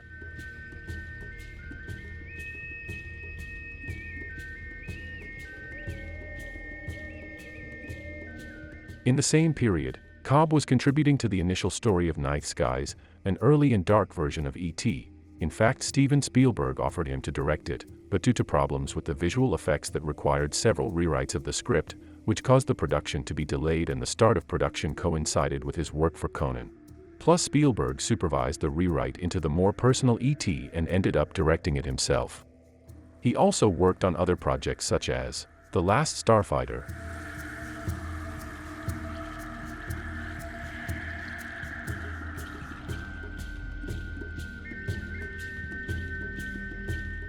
Back to the Future, as designer of the mythical time machine.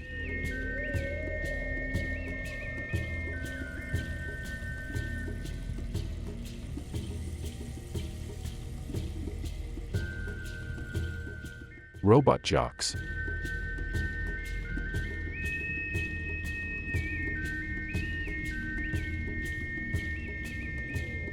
Aliens.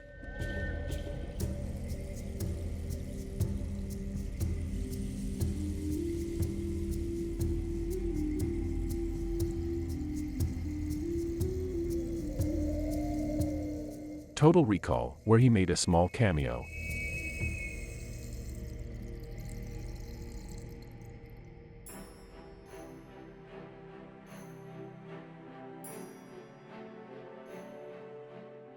True Lies. Rocketeer.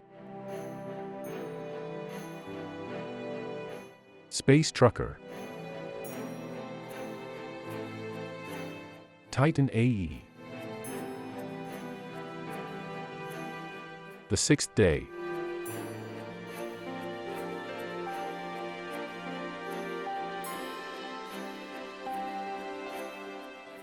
Cats and Dogs. Firefly.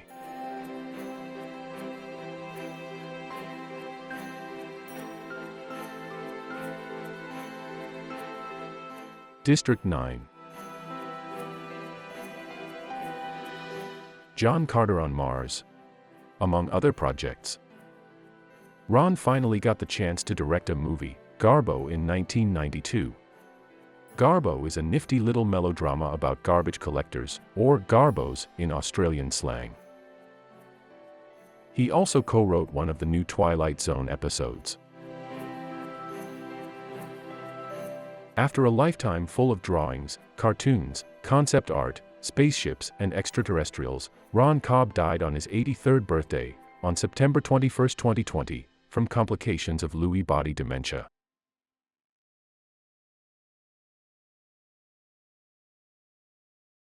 Ron Cobb throughout his career went from being an underground cartoonist with an acid political critique, to one of the most sought-after artists in Hollywood, creating vehicles and science fiction creatures for several of the most prominent films of the 70s and 80s. Many people are responsible for what we see on the screen when we go to the movies. Although we insist on putting all the credit on the director or the actors, but it is worth remembering that behind great cinematographic milestones, there are also people who with paper and pencil put the first stone to build the vision of those directors who take us to worlds of fantasy and science fiction.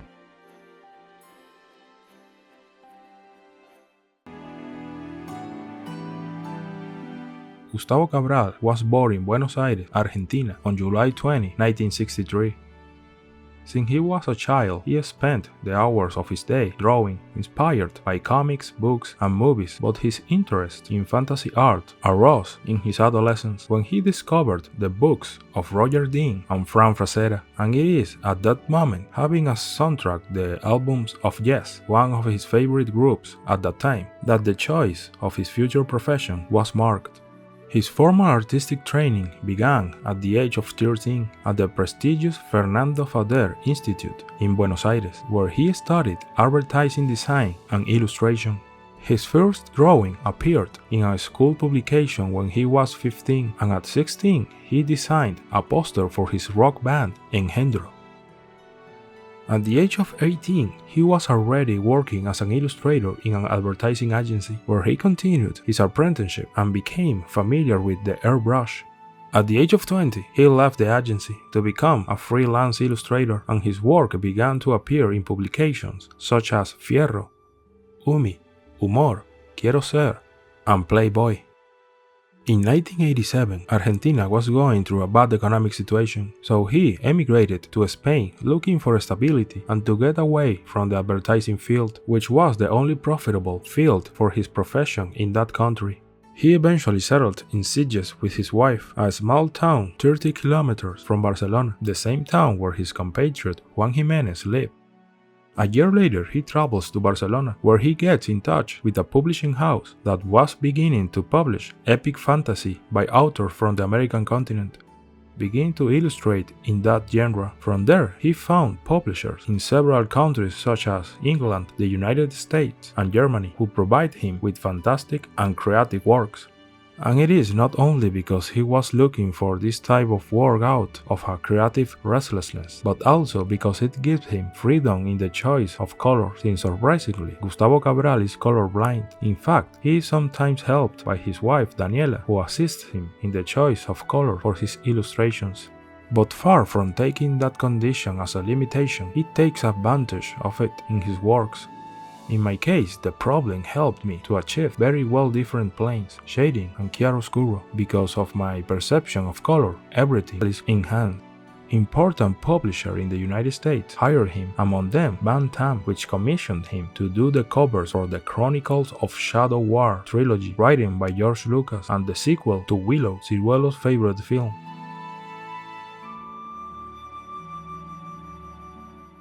Other North American publishers of the same genre for which he worked were Tor Books, Warner, Valentine, Wizards of the Coast, Heavy Metal, among many others. Ciruelo created the posters for two films, Eliseo Subiela's classic Man Facing Southeast and Pablo Cesar's cult surrealist film Fuego Gris, released in 1994. The film's poster was also used to illustrate the cover of the album of the same name by the Argentine musician Luis Alberto Spinetta, which was part of the film's soundtrack. He worked for several Argentine bands as well as for the musician Steve Vai, with whom he became close friends and with whom he claims to have a very strong artistic connection. In fact, music has always been linked to his life, becoming one of his main sources of inspiration. When he works, he usually listens to Pat Metheny Group, Steve Vai, Spinetta, Seal, Lito Vitale, Jeff Beck, David Bowie, and a lot of classical music. Regarding his technique, Ciruelo mentions that his intention with realism is that the writer who is writing a book about dragons and elves has a photograph of something that cannot exist and thus help to create a more believable fantasy world. His preferred technique is based on acrylic paint, but he also uses airbrush for various details in his works. Although he has almost never worked entirely by computer, he does not consider them to be counterproductive, but rather a great help because they give him the possibility of quickly expressing ideas that traditionally would take a long time to do by any other means. He admits that he loves to experiment, and in 1985, after climbing the Andes, he took a rare stone as a gift to a Spanish friend. The fact that he wanted to write a dedication in ink on it led to a new technique he created, Petropicts, which consists of drawing animals and mythological beings on stones as sculptures. He rescues the shape of the stone and takes advantage of its natural relief, marks, and textures. In this way, he achieves a three-dimensional effect. When observed, they seem to be carved, but they are only drawings.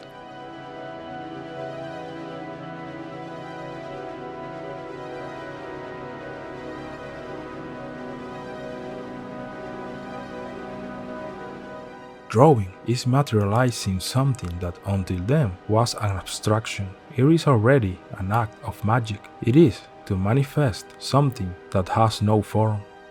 In 1990, he spent 8 months illustrating the Great Book of the Dragon for the Spanish publisher Timos Mas. Later, this book was also published by the English publisher Paper Tiger and translated into 5 languages. Luz, The Art of Ciruelo, was published in 1997 and gathers color illustrations and several pencil drawings. In 2000, Magia, the Ciruelo sketchbook, was published with sketches, pencil, and ink drawings. These books were followed by Cuaderno de Viajes de Ciruelo, Notebooks, and Fairies and Dragons. He designed the dragon for the movie George and the Dragon and created Saphira, Dragon from Aragon. Ciruelo is an artist of modern times with the spirit of an artist of past centuries, so much so that in his house he has no television or video game consoles. According to him, these devices eat up people's time, are not very stimulating, and put people in mental loops that do not generate a world of abstraction as books do. Look at what happens to those of us who are used to reading and watch a movie where we say the movie was poor. It's because our mental images were much better than the movie. You put smells, faces to that characters. That is a gift, a value to be protected. There is too much information in this fast-paced world. It sucks up your time. The day still has 24 hours. Gustavo Cabral, Ciruelo, since he was a child, knew what he wanted to do in his life, and just like his intention to turn fantasy worlds into reality, he turned what can be a children's fantasy into a reality based on study and work. He managed to become one of the best illustrators in his field, undoubtedly a true example of determination and talent.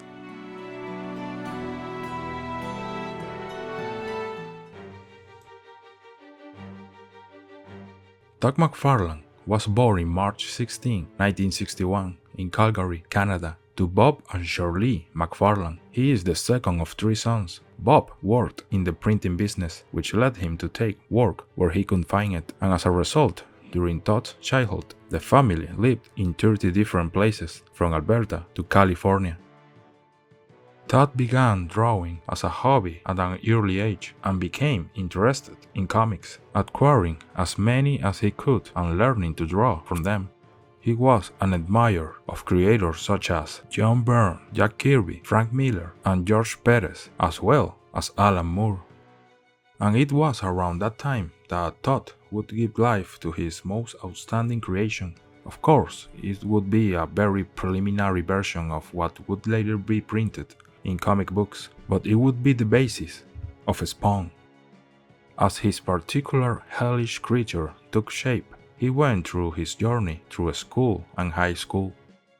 In addition to his interest in drawing, he also developed an interest in baseball. He attended baseball tryouts at Gonzaga University. Despite being a good fielder and fast, he was not a good hitter. Moreover, he could not afford Gonzaga, so he attended Spokane Falls Community College for a year.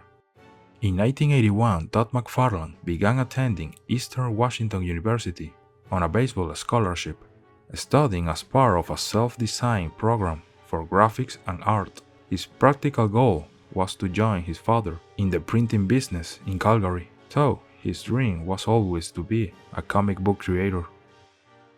He worked part-time on campus as a janitor in the school's administration building, as his scholarship required an on-campus job, and also worked weekends at a comic shop called The Comic Rack, devoting a couple of hours late at night to practice his comics art.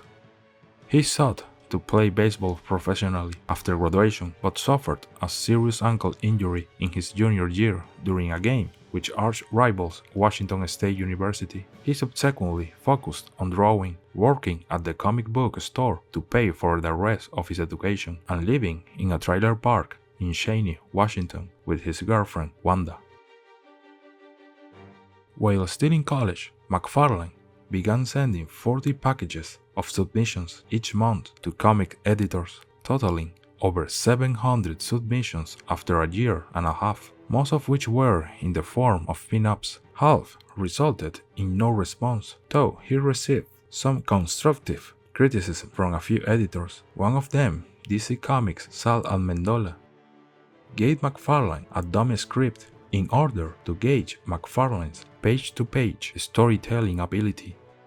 Almendola's advised that McFarlane's submissions needed to focus page-to-page stories rather than pin-ups, led McFarlane to create a fake page Coyote samples that he initially sent to Uncanny X-Men editor Ann Nocenti at Marvel Comics, who passed it along to Archie Goodwin and Joe Duffy, the editors of the Marvel imprint Epic Comics, which published Coyote. They in turn passed it on to Coyote creator Steve Englehart, who called McFarlane to offer his first comic job, a 1984 backup story in Coyote.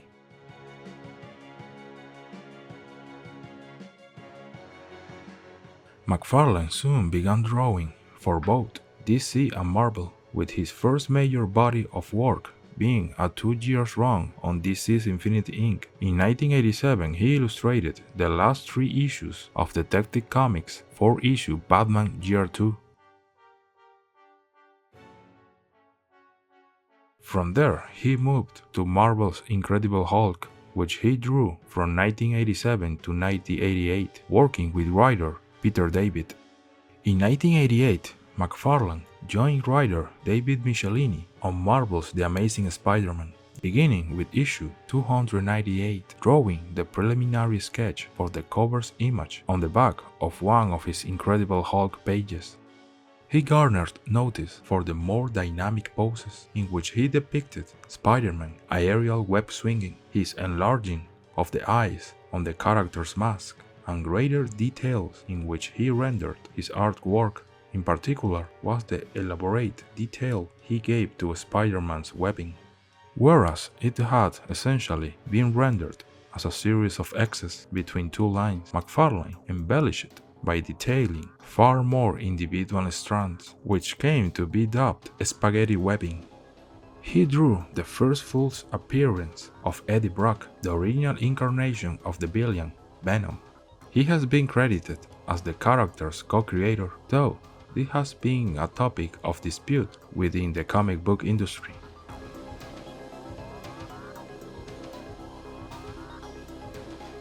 McFarlane's work on Amazing Spider-Man made him an industry superstar, but despite his success, he was not satisfied with the lack of control over his own work, as he wanted more say in the direction of the storylines. He began to miss deadlines, requiring guest artists to fill in for him on some issues. In 1990, after a 28-issue run of Amazing Spider-Man, McFarlane told editor Jim Salicrup that he wanted to write his own stories and would be leaving the book with issue number 328. Wanting to appease McFarlane, Marvel gave him a new Spider-Man title for him to both write and draw. Spider-Man number 1 sold 2.5 million copies, largely due to the variant covers with which Marvel, seeking to capitalize on McFarlane's popularity, published the issue in order to encourage collectors into buying more than one edition.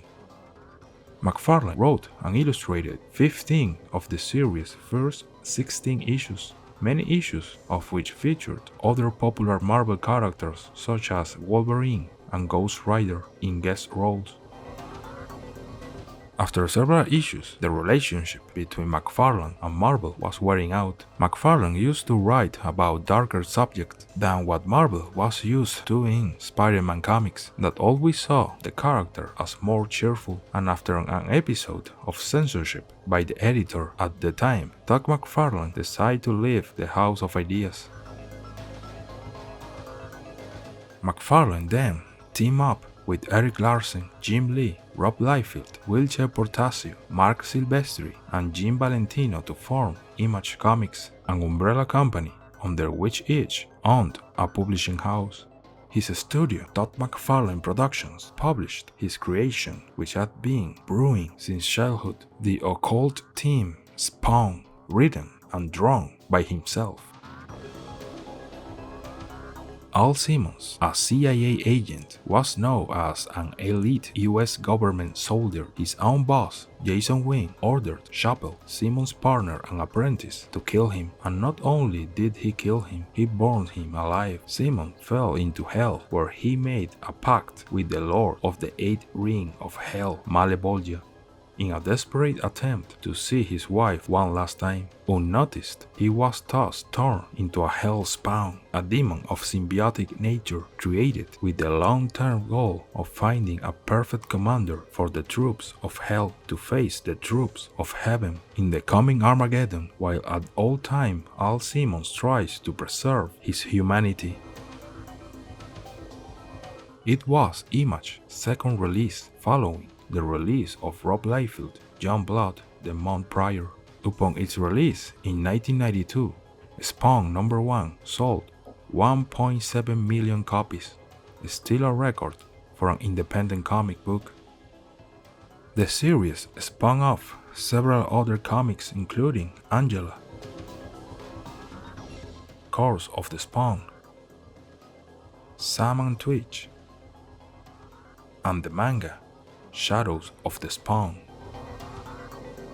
Spawn was adapted into 1997 film starred by Michael J. White, and an HBO animated series that ran from 1997 to 1999, and a series of action figures with a high level of detail made by a company created by Todd McFarlane, McFarlane Toys, which to this day not only continues to make figures of Spawn and its mythology, but a countless number of franchises of comics, movies, series, video games, and even musical groups, being one of the leading companies in its field. Another company founded by this artist, now a full-fledged entrepreneur, was Todd McFarlane Entertainment in 1996, which in addition to producing the Spawn movie and the animated series, also produced outstanding animated music videos such as Pearl Jam 2 The Evolution, Korn's Freak on a Leash, and Disturbed Land of Confusion. He also produced the album art for Ice Earth 1996, a Spawn-based concept album The Dark Saga, and Korn's 1998 third studio album Follow the Leader. Todd McFarlane is a truly proactive artist who has transcended the boundaries of his art, becoming a fundamental actor for the independent comic of the 90s, dabbling in film and audiovisual productions, and bringing to the three dimensions infinity of characters, including that creature from hell that has taken him to a heaven of success.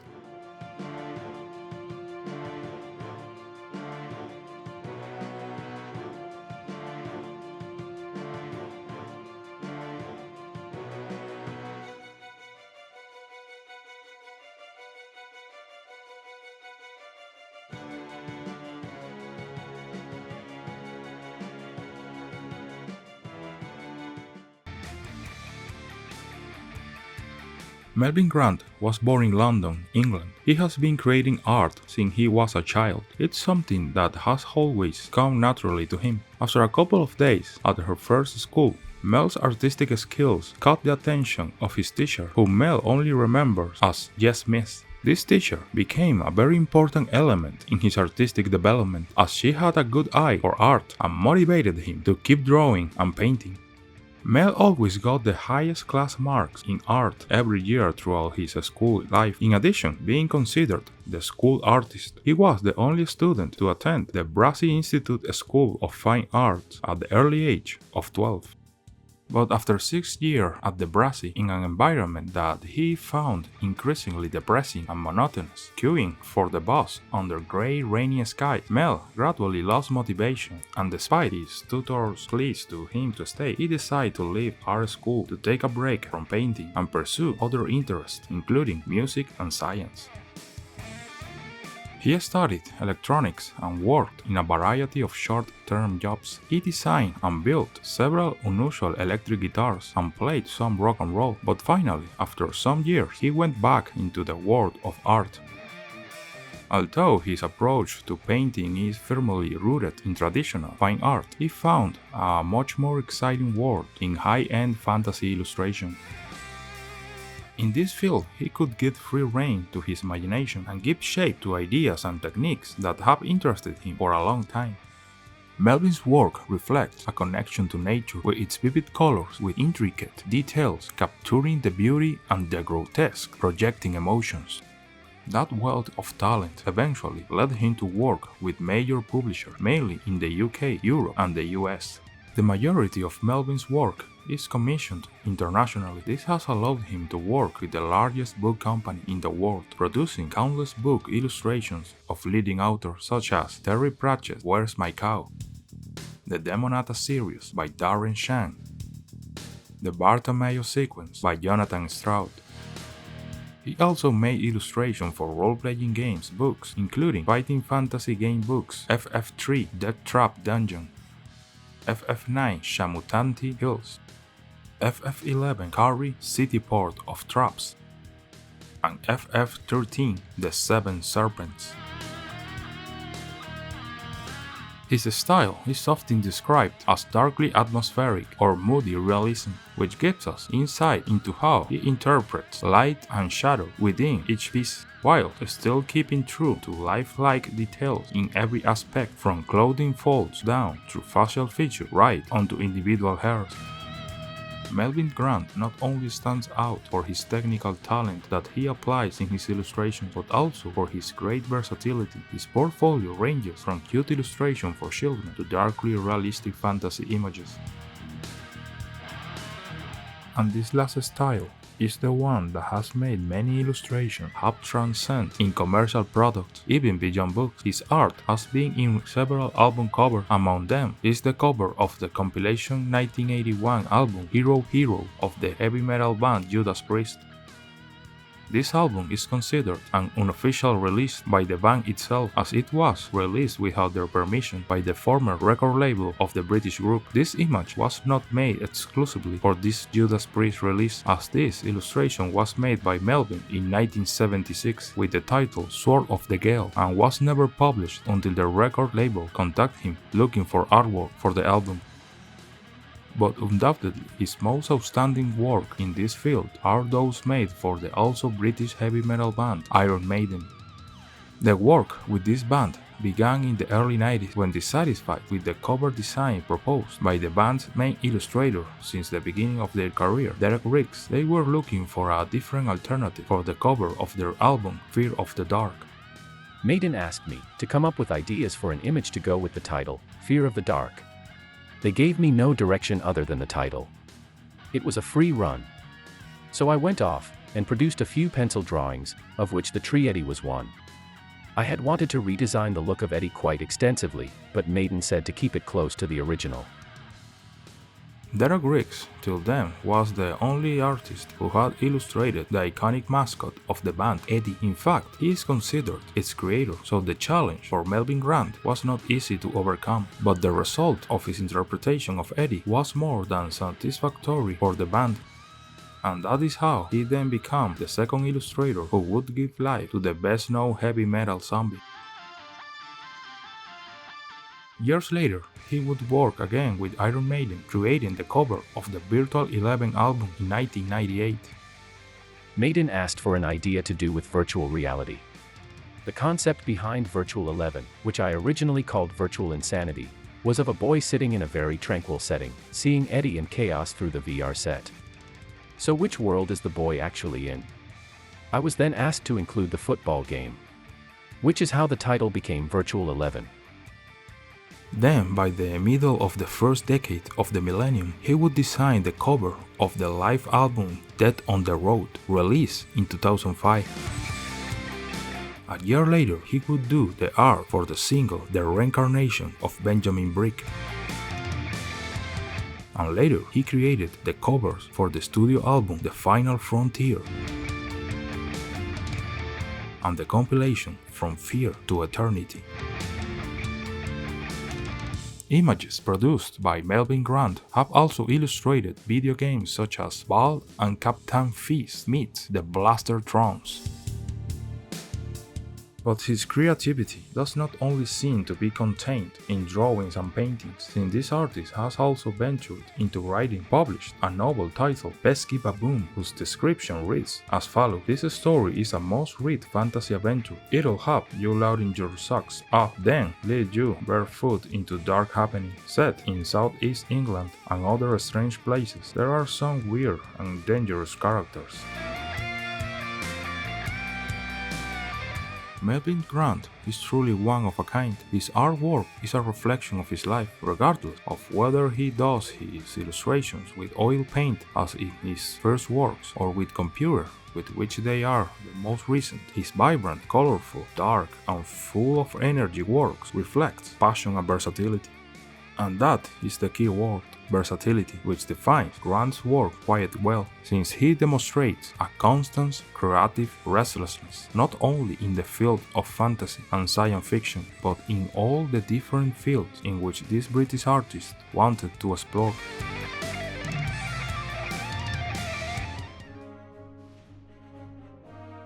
Ralph McQuarrie was born on June 13, 1929 in Gary, Indiana. He grew up in Billings, Montana, where he developed an early interest in art. After high school, he served in the United States Army during the Korean War. After his military service, McQuarrie attended the Art Center School in Los Angeles, where he studied industrial design. He then worked for a dentistry firm illustrating teeth and equipment. Then he worked for Boeing as a freelance artist, as well as designing film posters and animating CBS News coverage of the Apollo space program. He later moved to Hollywood and began working in the film industry. While there, McQuarrie was asked by Hal Barwood to produce some illustrations for a film project he and Matthew Robbins were starting. A young George Lucas was impressed with McQuarrie's work, so the filmmaker arranged a meeting with the illustrator to talk about a film project, an epic story set in space. Lucas showed him some reference photos and illustrations to convey his vision to McQuarrie, and even showed him some science fiction artwork by John Berkey, which the director himself had purchased. Ralph McQuarrie's work on Star Wars began in 1975 to create conceptual art for the first film in the franchise, like the characters, landscapes, and asked him to create visual designs for the various elements of the film. He began by creating conceptual art for the characters, including Luke Skywalker, Darth Vader, Princess Leia, Han Solo, Chewbacca, and the droids R2-D2 and C-3PO. He then worked on the designs for the various vehicles and spacecraft in the film, including the Millennium Falcon, the X-Wing, TIE Fighters, and Y-Wing fighters. McQuarrie's concept paintings were instrumental in helping Lucas to win approval for 20th Century Fox.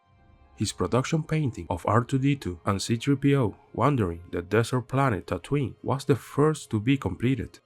His initial concept of C-3PO was visibly inspired by the Art Deco robot from Fritz Lang's film Metropolis.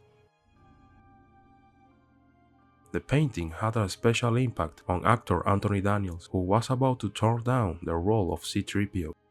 He had painted a face and a figure that had a very melancholy, rather wistful, rather stripped-down quality to it, which I found very appealing. The appeal of McQuarrie's image convinced him to accept the role.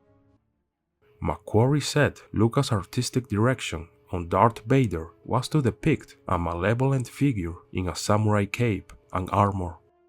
For Darth Vader, George just said he would like to have a very tall, dark fluttering figure that had a spooky feeling like it came in on the wind.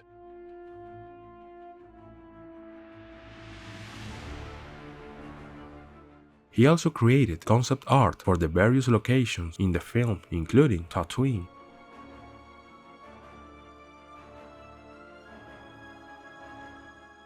Inside the Mos Eisley Cantina, the Death Star, and the Rebel base on the planet Yavin. His design helped to define the look and feel of the Star Wars universe, and many of his concepts were used directly in the final film. During filming, Lucas ensured that many shots reproduced McQuarrie's painting exactly. Such was his esteem for this artist's work. Ralph McQuarrie has said of his work on Star Wars, "I thought I had the best job that an artist ever had on a film, and I had never worked on a feature film before. I still get fan mail, people wondering if I worked on episode 1 or just wanting to have my autograph." While developing all this work, he was contacted by Ballantine Books to create the illustration for the novelization of Star Wars. This would be one of the many works he would do for this publisher.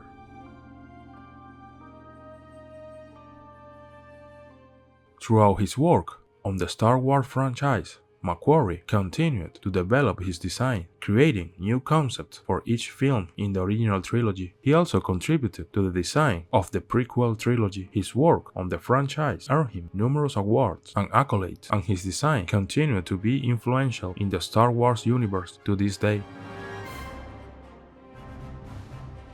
Shortly after finishing his work on Star Wars, another franchise with a huge fan base required his services.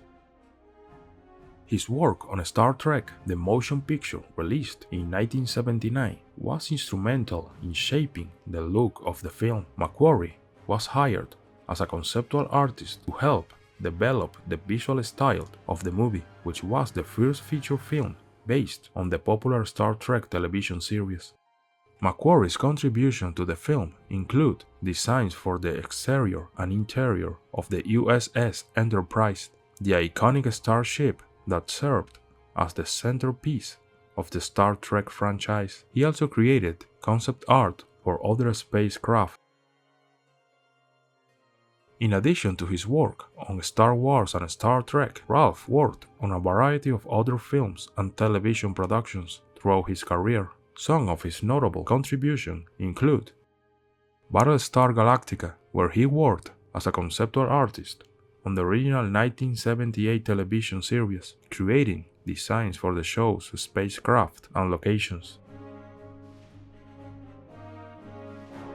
Close Encounters of the Third Kind, he designed the alien ships. E.T., the Extraterrestrial, creating concept art for Steven Spielberg, including designs for the titular character and the spaceship. Riders of the Lost Ark. Cocoon created designs of the alien Antarians and their technology. This work earned him the Academy Award for Visual Effects.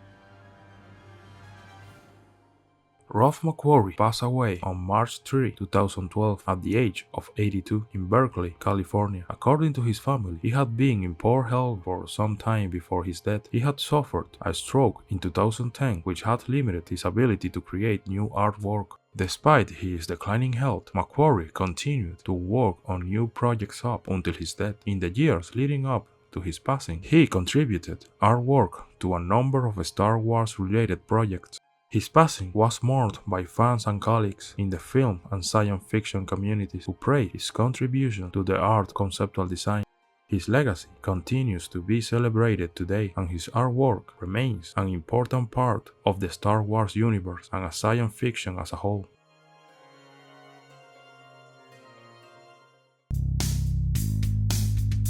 He was born in 1957 in Corral de Bustos, Córdoba, Argentina, and his artistic journey began in his childhood when he started drawing and painting at a very young age in a self-taught way. That early passion for art, he combined it with typical children's game, but unlike many children who play these games in a park or a home garden, he did it in a train cemetery surrounded by rusty iron. Those images of abandoned trains and hot metal under the sun would be the cornerstone to build his own world, which he would develop in future works. Since he was 12 years old, his goal was to become a comic book artist. This is how he began to study and improve his technique. When he was 70 years old, he took advantage of a school trip to escape and go to Buenos Aires to look for a job. He went to the offices of one of the most important publishing houses in the city, Ediciones Record. At first, they told him that there was no possibility of hiring him. Maybe it didn't help that he was wearing his school uniform and with his school folder where he made his drawings. But by a stroke of luck, the director of the publishing house, Juan Giménez, began to look at his drawing while he was answering a phone call, and when he saw a drawing that interested him about the rest, he hung up the call, called the art director, and after 5 minutes, they gave Oscar a script.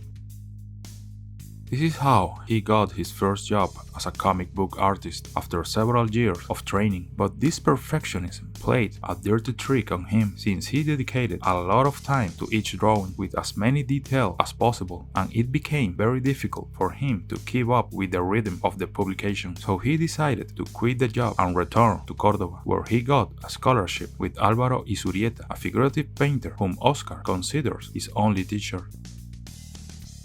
With this painter, he learns, among other things, about color. During this period, he thought about redirecting his career toward painting, but he didn't feel that he fit in that field. It is then that he unites passion for comics and painting and decides to dedicate himself to illustration, which he considers as a one-picture comic book. Having defined what he wanted to do, he returned to Buenos Aires and began one of the most significant stages of his career, his work in Fierro magazine. Oscar Chichoni's work in Fierro magazine was very important and recognized. He was the creator of the logo and the first cover of the magazine in 1984, and he made a total of 35 covers for the publication. His illustrations showed striking and original scenes of science fiction, fantasy, humor, and eroticism. Chichoni was one of the most outstanding artists of Fierro magazine, which became a reference in Argentine comics. From the cover number 1, everything came from absolute freedom. They never asked me to do anything or made the slightest suggestion. That made the covers of Fierro perhaps the best thing I did in my career as an illustrator. Then those covers went around the world, and earned me a number of international awards that I would never have expected. Today I reach any country in the world and there is always someone who remembers those covers, especially those published by heavy metal. His work in this magazine makes him a sought-after artist for other publications. He worked as a cover artist and illustrator for the science fiction magazine El Péndulo. He did covers for the publishing house Minotauro. Among the most remembered are More Than Human by Theodore Sturgeon, The Lord of the Rings by J.R.R. Tolkien, or Childhood's End by Arthur C. Clarke. The beginning of his success as an illustrator also coincides with a hyperinflationary crisis that leads him to go to Europe. Oscar Chichoni's work in Europe was very successful and varied. He collaborated with the most prestigious publisher like Mondadori, the biggest publishing company in Italy, a magazine of European and American comics such as El Eternauta, Son 84, Heavy Metal, among others.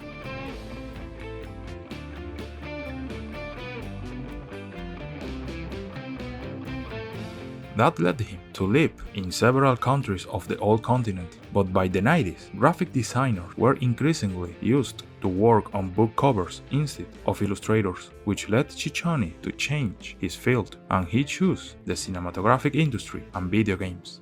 Chichoni's work in the cinema consisted mainly of creating conceptual illustrations for films of various genres and eras. He worked with famous producers and directors such as Guillermo del Toro, Francis Ford Coppola, Peter Jackson, among many others. In 1995, he collaborated with Eugenio Zanetti in the art direction of the film Restoration by Michael Hoffman. This work earned Zanetti an Academy Award, a merit that was due in large part to the contribution of Chichoni. Other films in which he participated are Blade 2, Pan's Labyrinth, The Hobbit, Pacific Rim, and Avatar. Something quite strange happens to me, because I don't belong to the industry. I'm not a Hollywood bug. I don't have an agent. I don't have anyone to promote me, but they manage to find me and I'm always contacted directly by directors. I am found only by those who want to work with me. That's pretty amazing. Oscar Chichoni's work in video games was less than in cinema, but equally outstanding. He collaborated on the graphic part of Starship Titanic by Douglas Adams. Starship Titanic was a graphic adventure game based on absurd humor from the author of The Hitchhiker Guide to the Galaxy. He also worked on the game Just Cause, video game developed by Avalanche Studios and Eidos Interactive in 2006. In it, the player will be Rico Rodriguez, a CIA agent infiltrated on the fictional island of San Esperito, which is in the hands of a dictator who possesses weapons of mass destruction. Oscar Chichoni is a true out of the ordinary, a striking illustrator with a captivating and spectacular technique, with a masterful use of color and texture. Beyond his technical skill and creativity, Chichoni's work also reflects the world of his own that he was been building since he was a child, playing surrounded by ruined metal. Many of his images deal with the impact of technology on human experience. Overall, Chichoni's work represents a significant contribution to the profession of illustration, both in terms of technical prowess and cultural impact. His legacy continues to inspire and teach illustrators throughout the world.